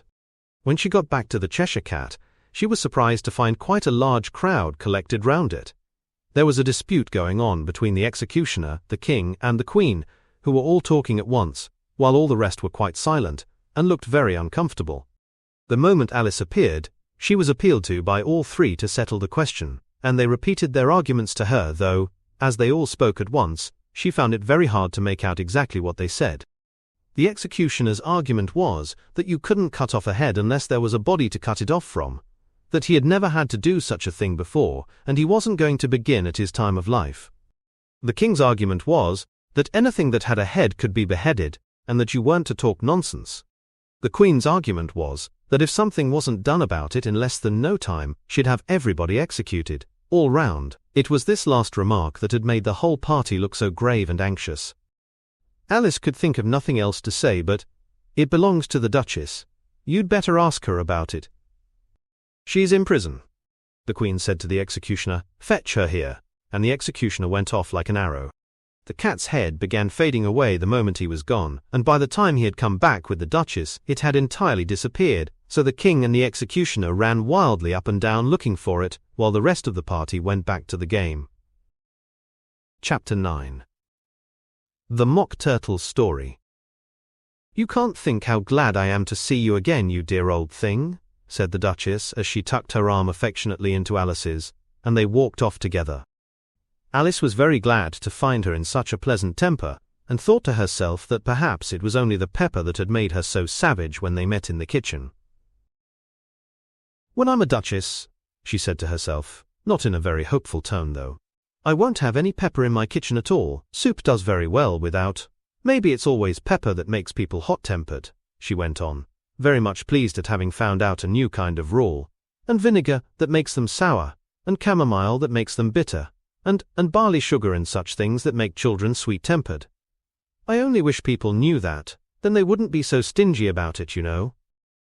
She had quite forgotten the Duchess by this time, and was a little startled when she heard her voice close to her ear. "You're thinking about something, my dear, and that makes you forget to talk. I can't tell you just now what the moral of that is, but I shall remember it in a bit." "Perhaps it hasn't one," Alice ventured to remark. "Tut, tut, child," said the Duchess. "Everything's got a moral, if only you can find it." And she squeezed herself up closer to Alice's side as she spoke. Alice did not much like her keeping so close to her, first because the Duchess was very ugly, and secondly because she was exactly the right height to rest her chin on Alice's shoulder, and it was an uncomfortably sharp chin. However, she did not like to be rude, so she bore it as well as she could. "The game's going on rather better now," she said, by way of keeping up the conversation a little. "'Tis so," said the Duchess, "and the moral of that is, oh, 'tis love, that makes the world go round." "Somebody said," Alice whispered, "that it's done by everybody minding their own business." "Ah, well. It means much the same thing," said the Duchess, digging her sharp little chin into Alice's shoulder as she added, "and the moral of that is, take care of the sense, and the sounds will take care of themselves." How fond she is of finding morals in things, Alice thought to herself. "I dare say you're wondering why I don't put my arm round your waist," the Duchess said after a pause. "The reason is that I'm doubtful about the temper of your flamingo. Shall I try the experiment?" "He might bite," Alice cautiously replied, not feeling at all anxious to have the experiment tried. "Very true," said the Duchess. "Flamingos and mustard both bite, and the moral of that is, birds of a feather flock together." "Only mustard isn't a bird," Alice remarked. "Right as usual," said the Duchess. "What a clear way you have of putting things." "It's a mineral, I think," said Alice. "Of course it is," said the Duchess, who seemed ready to agree to everything that Alice said. "There's a large mustard mine near here. And the moral of that is, the more there is of mine, the less there is of yours." "Oh, I know," exclaimed Alice, who had not attended to this last remark. "It's a vegetable. It doesn't look like one, but it is." "I quite agree with you," said the Duchess. "And the moral of that is, be what you would seem to be. Or if you'd like it put more simply, never imagine yourself not to be otherwise than what it might appear to others, that what you were or might have been was not otherwise than what you had been would have appeared to them to be otherwise." "I think I should understand that better," Alice said very politely, "if I had it written down, but I can't quite follow it as you say it." "That's nothing to what I could say if I chose," the Duchess replied, in a pleased tone. "Pray don't trouble yourself to say it any longer than that," said Alice. "Oh, don't talk about trouble," said the Duchess. "I make you a present of everything I've said as yet." "A cheap sort of present," thought Alice. "I'm glad they don't give birthday presents like that," but she did not venture to say it out loud. "Thinking again?" the Duchess asked, with another dig of her sharp little chin. "I've a right to think," said Alice sharply, for she was beginning to feel a little worried. "Just about as much right," said the Duchess, "as pigs have to fly and the But here, to Alice's great surprise, the Duchess's voice died away, even in the middle of her favourite word, moral, and the arm that was linked into hers began to tremble. Alice looked up, and there stood the Queen in front of them, with her arms folded, frowning like a thunderstorm. "A fine day, Your Majesty," the Duchess began in a low, weak voice. "Now, I give you fair warning," shouted the Queen, stamping on the ground as she spoke. "Either you or your head must be off, and that in about half no time. Take your choice." The Duchess took her choice, and was gone in a moment.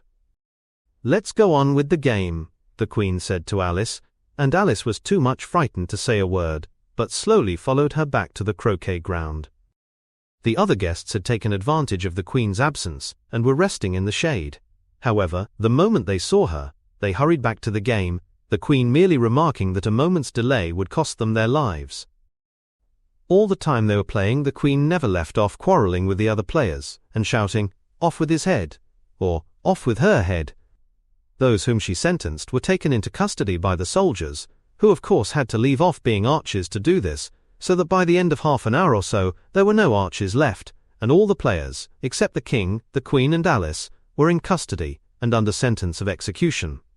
Then the Queen left off, quite out of breath, and said to Alice, "Have you seen the Mock Turtle yet?" "No," said Alice. "I don't even know what a mock turtle is." "It's the thing mock turtle soup is made from," said the Queen. "I never saw one or heard of one," said Alice.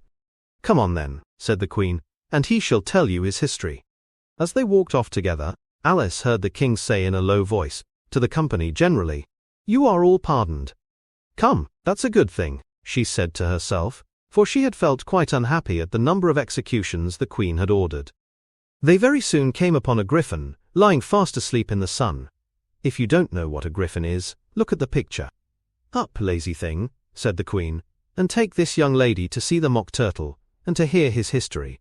I must go back and see after some executions I have ordered." And she walked off, leaving Alice alone with the griffin. Alice did not quite like the look of the creature, but on the whole she thought it would be quite as safe to stay with it as to go after that savage Queen. So she waited. The griffin sat up and rubbed its eyes, then it watched the Queen till she was out of sight, then it chuckled. "What fun!" said the griffin, half to itself, half to Alice. "What is the fun?" said Alice. "Why, she," said the griffin. "It's all her fancy that. They never executes nobody, you know. Come on." "Everybody says, 'Come on, here,'" thought Alice as she went slowly after it. "I never was so ordered about before, in all my life, never." They had not gone far before they saw the Mock Turtle in the distance, sitting sad and lonely on a little ledge of rock, and, as they came nearer, Alice could hear him sighing as if his heart would break. She pitied him deeply. "What is his sorrow?" she asked the griffin, and the griffin answered, very nearly in the same words as before, "It's all his fancy that. He hasn't got no sorrow, you know. Come on." So they went up to the Mock Turtle, who looked at them with large eyes full of tears but said nothing. "This here young lady," said the griffin, "she wants for to know your history, she do." "I'll tell it her," said the Mock Turtle in a deep hollow tone. "Sit down both of you, and don't speak a word till I've finished." So they sat down, and nobody spoke for some minutes. Alice thought to herself, "I don't see how he can ever finish, if he doesn't begin." But she waited patiently. "Once," said the Mock Turtle at last with a deep sigh, "I was a real turtle."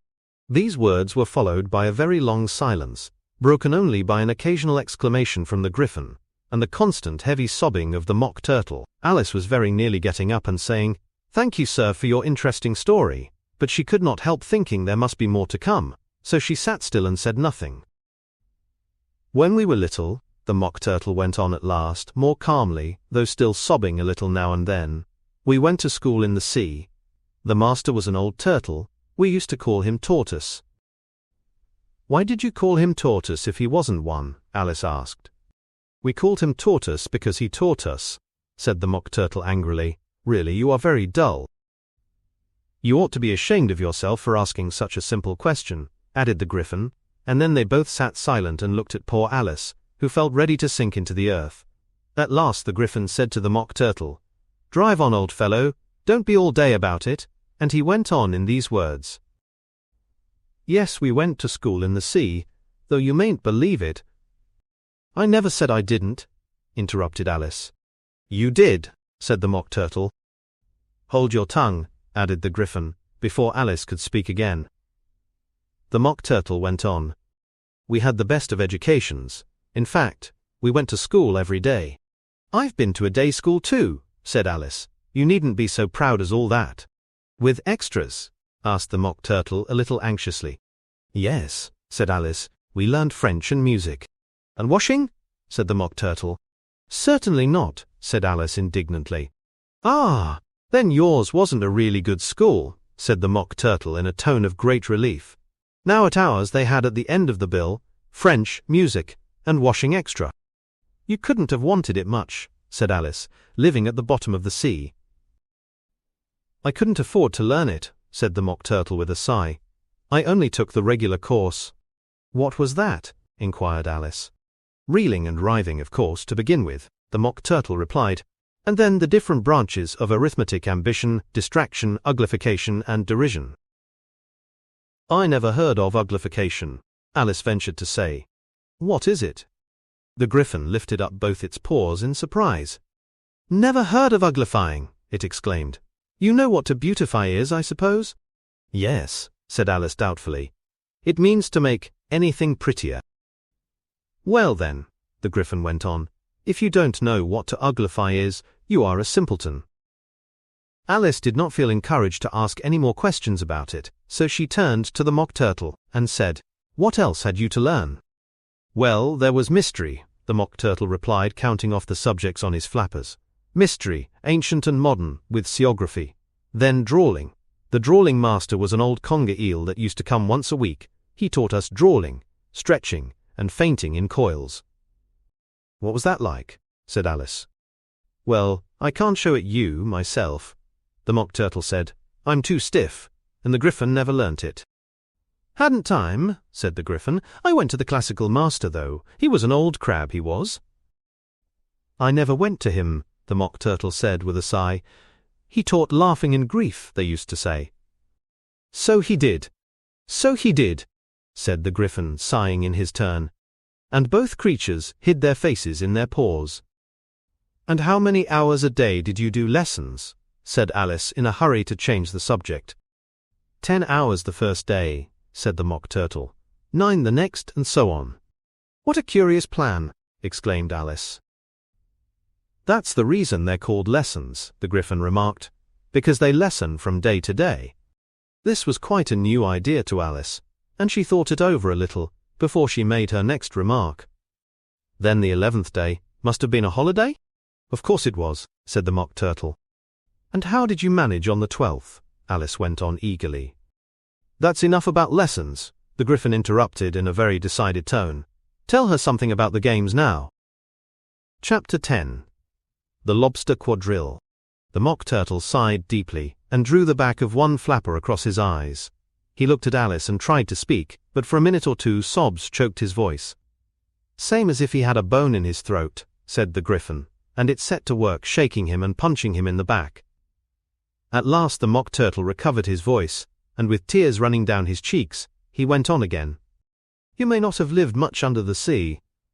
I haven't, said Alice, and perhaps you were never even introduced to a lobster.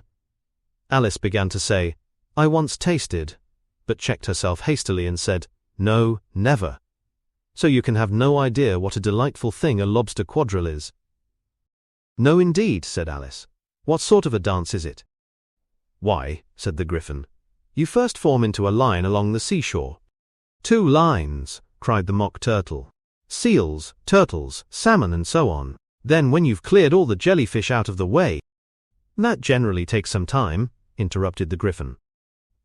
You advance twice. Each with a lobster as a partner, cried the Gryphon. Of course, the Mock Turtle said. Advance twice, set to partners. Change lobsters and retire in the same order, continued the Gryphon. Then, you know, the Mock Turtle went on, you throw the lobsters, shouted the Gryphon, with a bound into the air. As far out to sea as you can. Swim after them, screamed the Gryphon. Turn a somersault in the sea, cried the Mock Turtle, capering wildly about. Change lobsters again, yelled the Gryphon at the top of its voice. Back to land again, and that's all the first figure, said the Mock Turtle, suddenly dropping his voice, and the 2 creatures, who'd been jumping about like mad things all this time, sat down again very sadly and quietly, and looked at Alice. It must be a very pretty dance, said Alice timidly. Would you like to see a little of it? Said the Mock Turtle. Very much indeed, said Alice. Come, let's try the first figure, said the Mock Turtle to the Gryphon. We can do it without lobsters, you know. Which shall sing? Oh, you sing, said the Gryphon. I've forgotten the words. So they began solemnly dancing round and round Alice, every now and then treading on her toes when they passed too close, and waving their forepaws to mark the time, while the Mock Turtle sang this, very slowly and sadly. Will you walk a little faster, said a whiting to a snail. There's a porpoise close behind us, and he's treading on my tail. See how eagerly the lobsters and the turtles all advance. They are waiting on the shingle. Will you come and join the dance? Will you, won't you, will you, won't you, will you join the dance? Will you, won't you, will you, won't you join the dance? You can really have no notion how delightful it will be when they take us up and throw us, with the lobsters, out to sea. But the snail replied, too far, and gave a look askance. Said he thanked the whiting kindly, but he would not join the dance. Would not, could not join the dance. Would not, could not join the dance. What matters it how far we go? His scaly friend replied. There is another shore, you know, upon the other side. The further off from England, the nearer is to France. Then turn not pale, beloved snail, but come and join the dance. Will you, won't you, will you join the dance? Will you, won't you, won't you join the dance? Thank you. It's a very interesting dance to watch, said Alice, feeling very glad that it was over at last, and I do so like that curious song about the whiting. Oh, as to the whiting, said the Mock Turtle, you've seen them, of course. Yes, said Alice, I've often seen them at Din. She checked herself hastily. I don't know where Din may be, said the Mock Turtle, but if you've seen them so often, of course you know what they're like. I believe so, Alice replied thoughtfully. They have their tails in their mouths, and they're all over crumbs. You're wrong about the crumbs, said the Mock Turtle. Crumbs would all wash off in the sea. But they have their tails in their mouths, and the reason is— Here the Mock Turtle yawned and shut his eyes. Tell her about the reason and all that, he said to the Griffin. The reason is, said the Griffin, that they would go with the lobsters to the dance, so they got thrown out to sea, so they had to fall a long way, so they got their tails fast in their mouths, so they couldn't get them out again, that's all. Thank you, said Alice, it's very interesting. I never knew so much about a whiting before.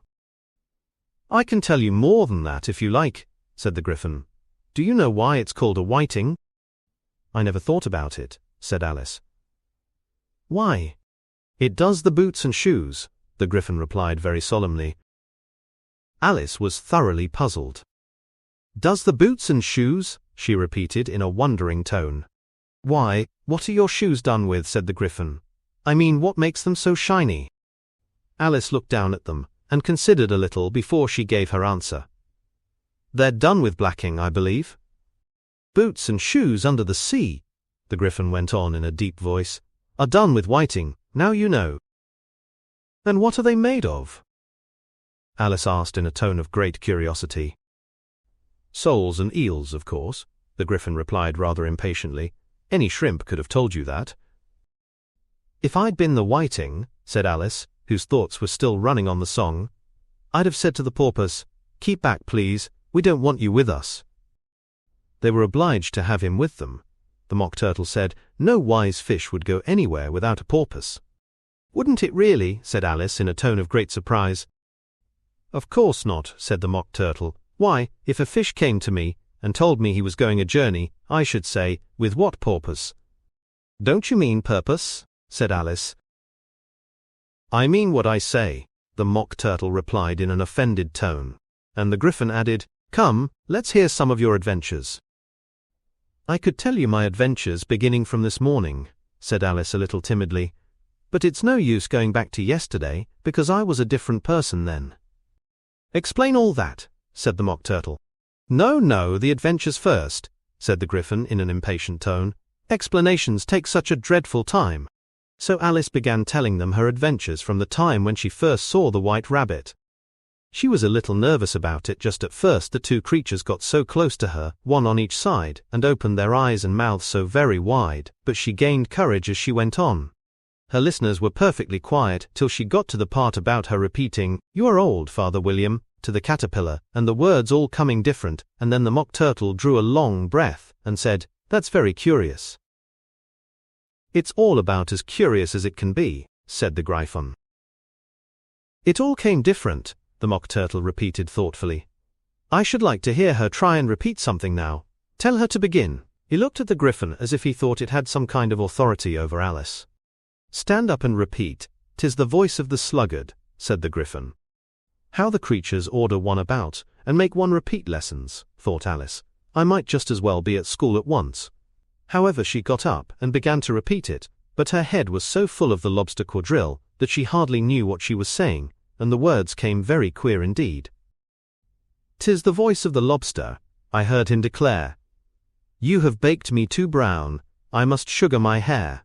As a duck with its eyelids, so he with his nose trims his belt and his buttons, and turns out his toes. "That's different from what I used to say when I was a child," said the Gryphon.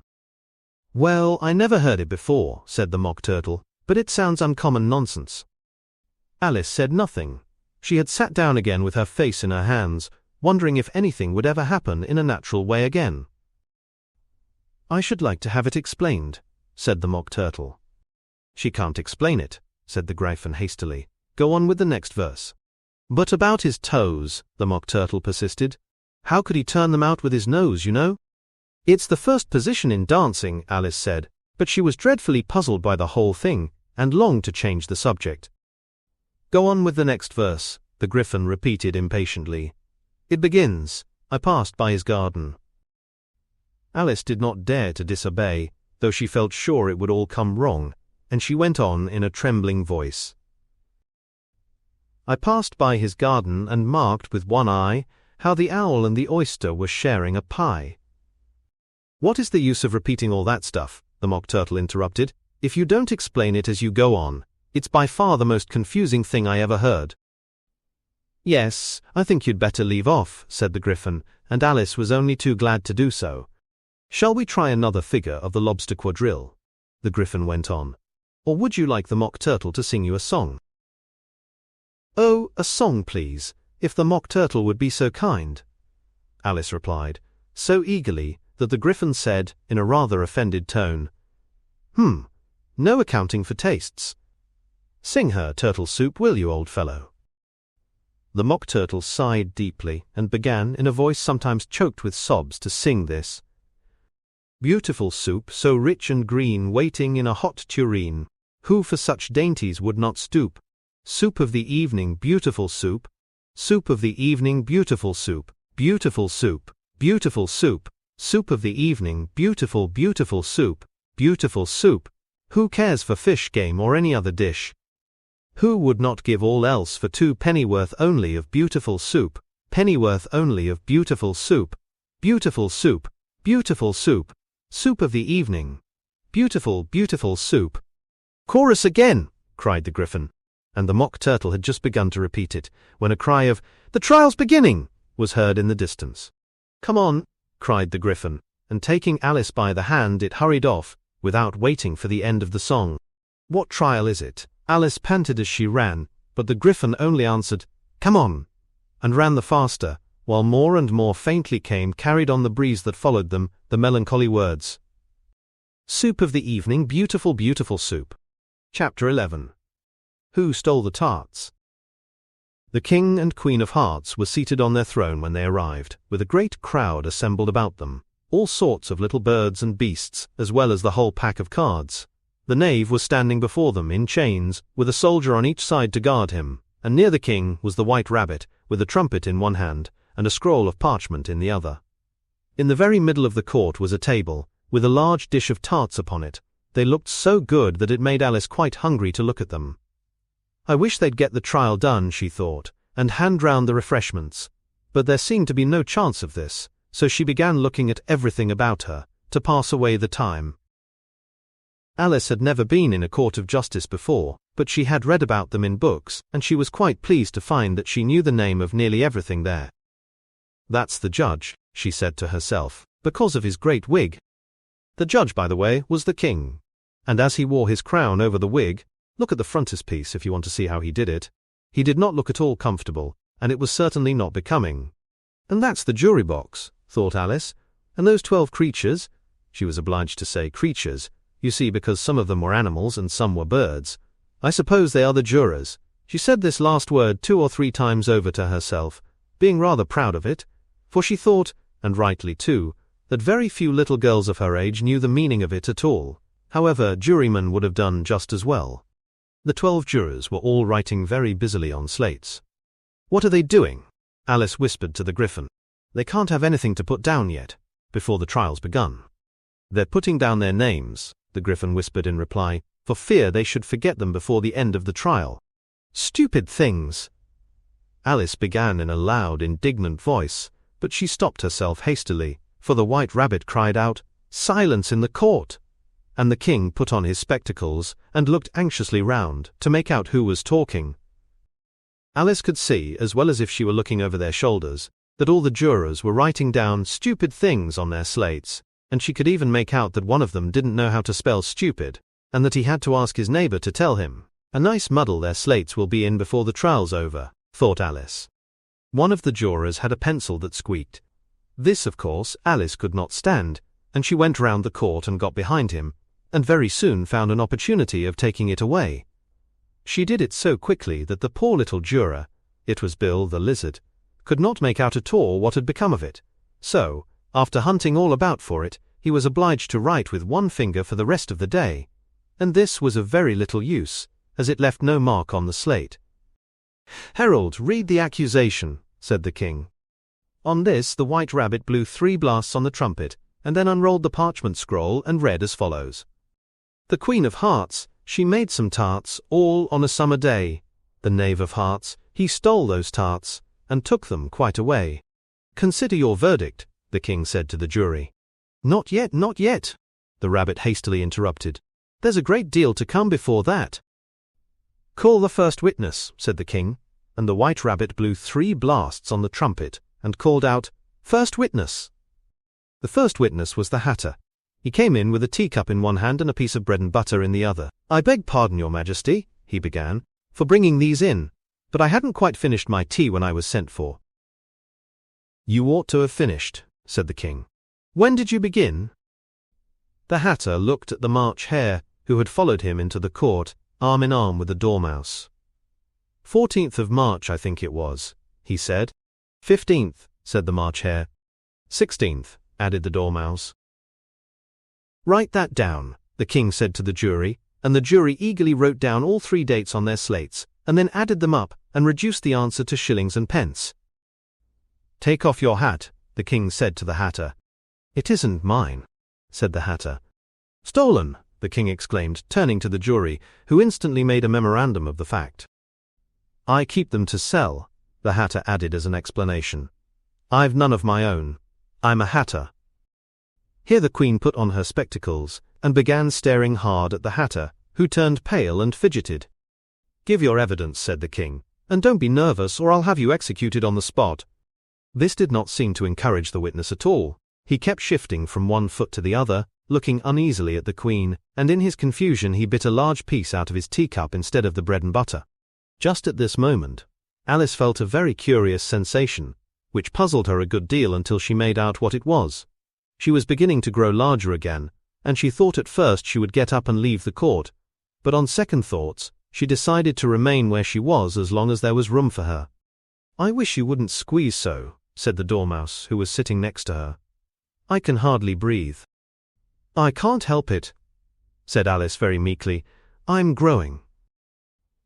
"You've no right to grow here," said the Dormouse. "Don't talk nonsense," said Alice more boldly. "You know you're growing too." "Yes, but I grow at a reasonable pace," said the Dormouse, "not in that ridiculous fashion." And he got up very sulkily and crossed over to the other side of the court. All this time the Queen had never left off staring at the Hatter, and just as the Dormouse crossed the court, she said to one of the officers of the court, "Bring me the list of the singers in the last concert," on which the wretched Hatter trembled so that he shook both his shoes off. "Give your evidence," the king repeated angrily, "or I'll have you executed, whether you're nervous or not." "I'm a poor man, Your Majesty," the Hatter began in a trembling voice, "and I hadn't begun my tea, not above a week or so, and what with the bread and butter getting so thin, and the twinkling of the tea—" "The twinkling of what?" said the king. "It began with the tea," the Hatter replied. "Of course twinkling begins with a T," said the king sharply. "Do you take me for a dunce? Go on." "I'm a poor man," the Hatter went on, "and most things twinkled after that. Only the March Hare said—" "I didn't," the March Hare interrupted in a great hurry. "You did," said the Hatter. "I deny it," said the March Hare. "He denies it," said the king. "Leave out that part." "Well, at any rate, the Dormouse said," the Hatter went on, looking anxiously round to see if he would deny it too, but the Dormouse denied nothing, being fast asleep. "After that," continued the Hatter. "I cut some more bread and butter." "But what did the Dormouse say?" one of the jury asked. "That I can't remember," said the Hatter.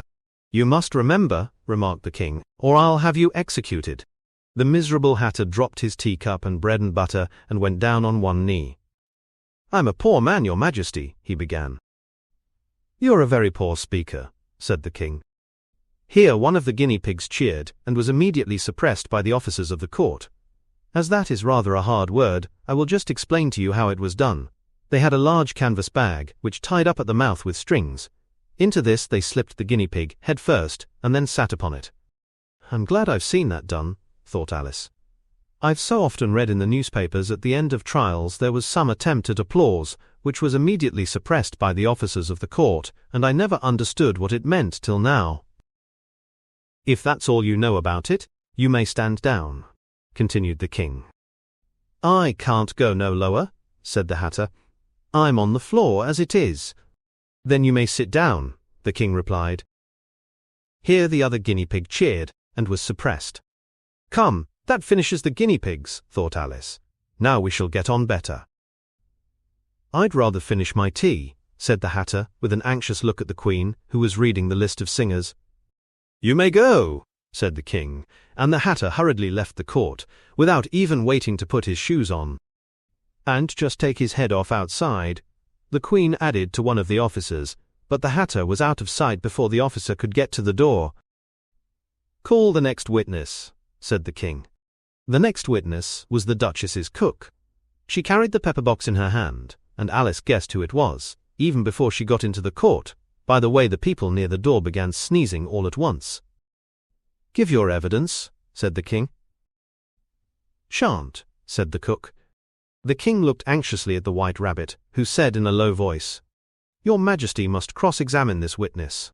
"Well, if I must, I must," the king said with a melancholy air, and after folding his arms and frowning at the cook till his eyes were nearly out of sight, he said in a deep voice, "What are tarts made of?" "Pepper, mostly," said the cook. "Treacle?" said a sleepy voice behind her. "Collar that dormouse," the Queen shrieked out. "Behead that dormouse, turn that dormouse out of court, suppress him, pinch him off with his whiskers." For some minutes the whole court was in confusion, getting the dormouse turned out, and by the time they had settled down again, the cook had disappeared. "Never mind," said the king with an air of great relief. "Call the next witness, and," he added in an undertone to the Queen, "really, my dear, you must cross-examine the next witness. It quite makes my forehead ache."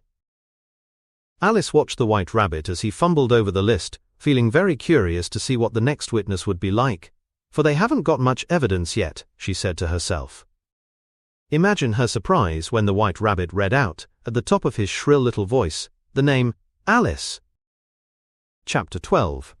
Alice's Evidence. "Here!" cried Alice, quite forgetting in the flurry of the moment how large she had grown in the last few minutes. And she jumped up in such a hurry that she tipped over the jury box with the edge of her skirt, upsetting all the jurymen onto the heads of the crowd below, and there they lay sprawling about, reminding her very much of a globe of goldfish she had accidentally upset the week before.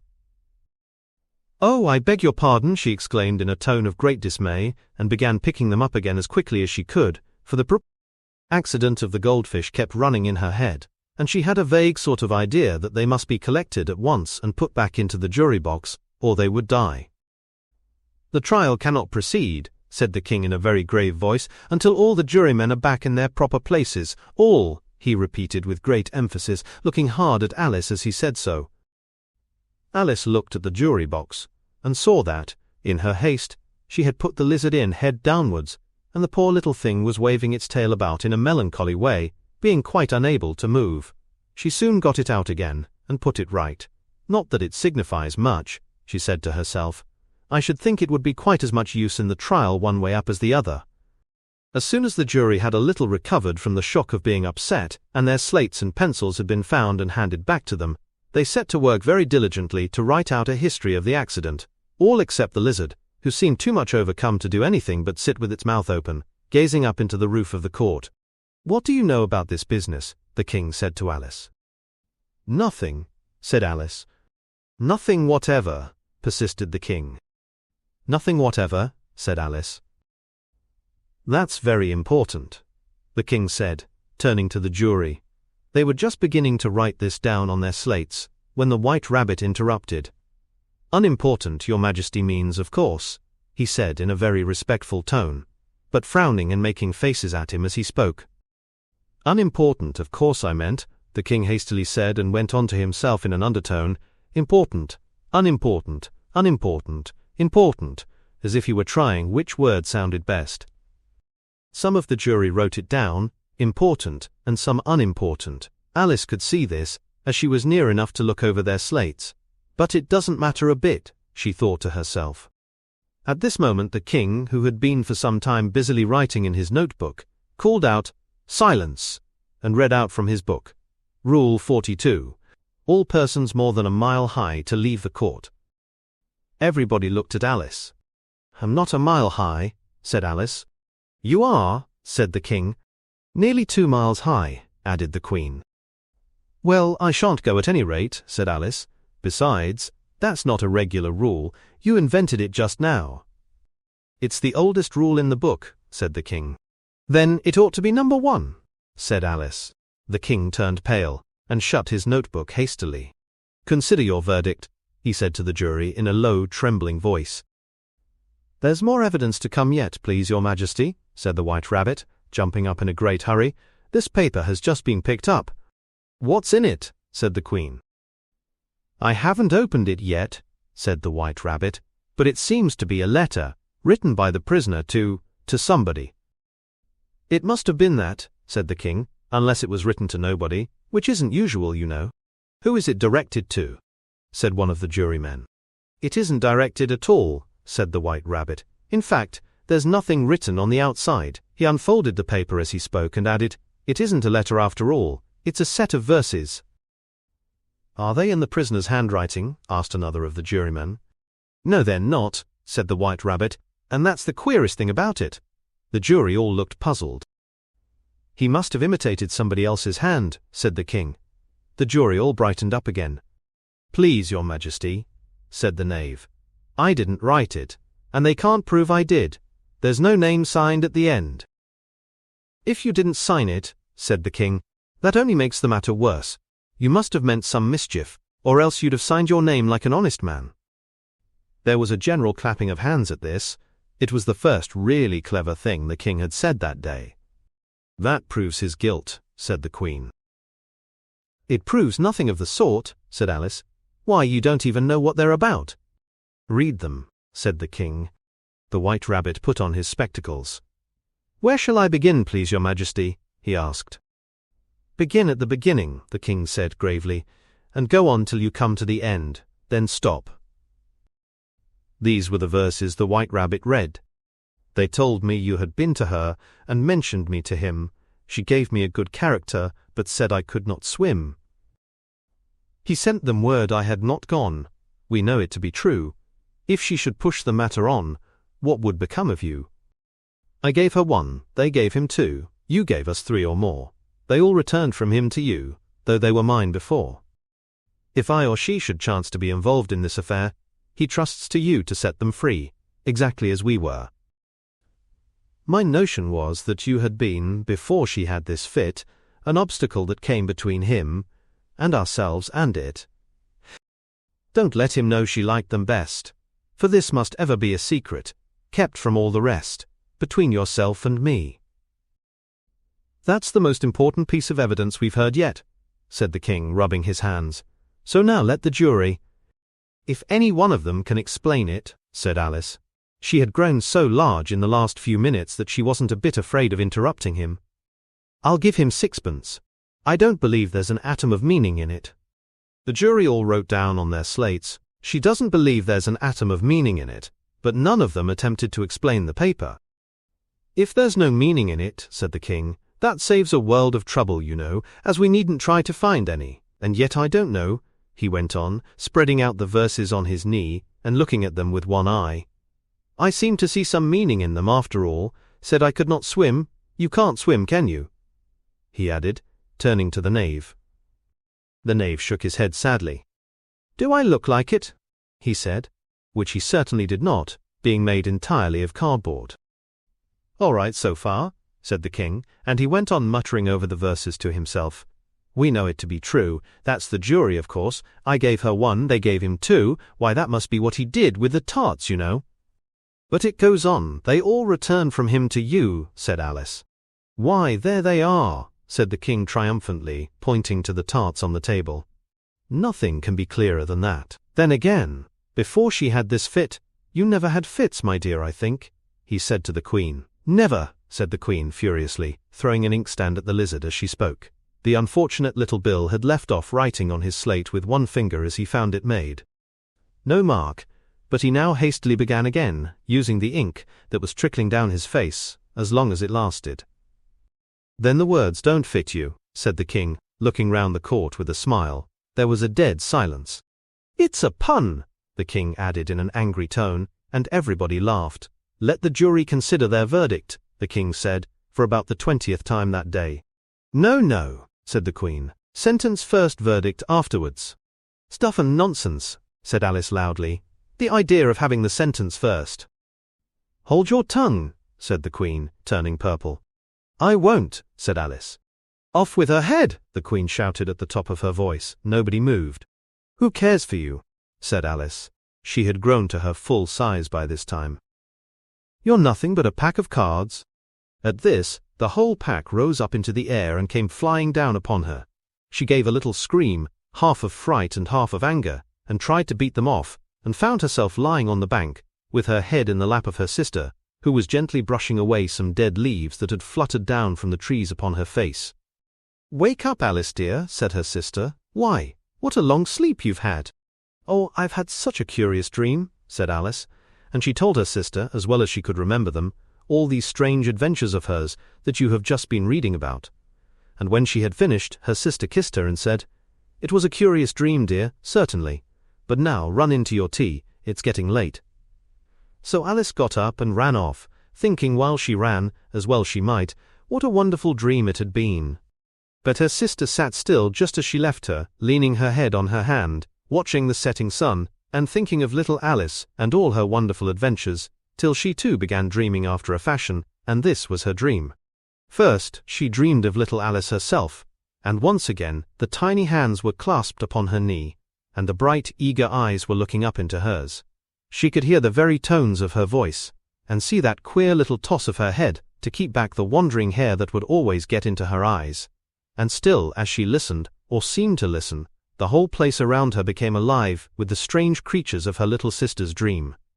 The long grass rustled at her feet as the white rabbit hurried by. The frightened mouse splashed his way through the neighboring pool. She could hear the rattle of the teacups as the March Hare and his friends shared their never-ending meal, and the shrill voice of the queen ordering off her unfortunate guests to execution. Once more the pig baby was sneezing on the Duchess' knee, while plates and dishes crashed around it. Once more the shriek of the griffin, the squeaking of the lizard's slate pencil and the choking of the suppressed guinea pigs filled the air, mixed up with the distant sob of the miserable mock turtle. So she sat on, with closed eyes, and half believed herself in Wonderland, though she knew she had but to open them again and all would change to dull reality. The grass would be only rustling in the wind, and the pool rippling to the waving of the reeds. The rattling teacups would change to tinkling sheep bells, and the queen's shrill cries to the voice of the shepherd boy, and the sneeze of the baby, the shriek of the griffin, and all the other queer noises would change, she knew, to the confused clamour of the busy farmyard, while the lowing of the cattle in the distance would take the place of the mock turtle's heavy sobs. Lastly, she pictured to herself how this same little sister of hers would, in the aftertime, be herself a grown woman, and how she would keep, through all her riper years, the simple and loving heart of her childhood, and how she would gather about her other little children, and make their eyes bright and eager with many a strange tale, perhaps even with the dream of Wonderland of long ago, and how she would feel with all their simple sorrows, and find a pleasure in all their simple joys, remembering her own child life and the happy summer days. The end.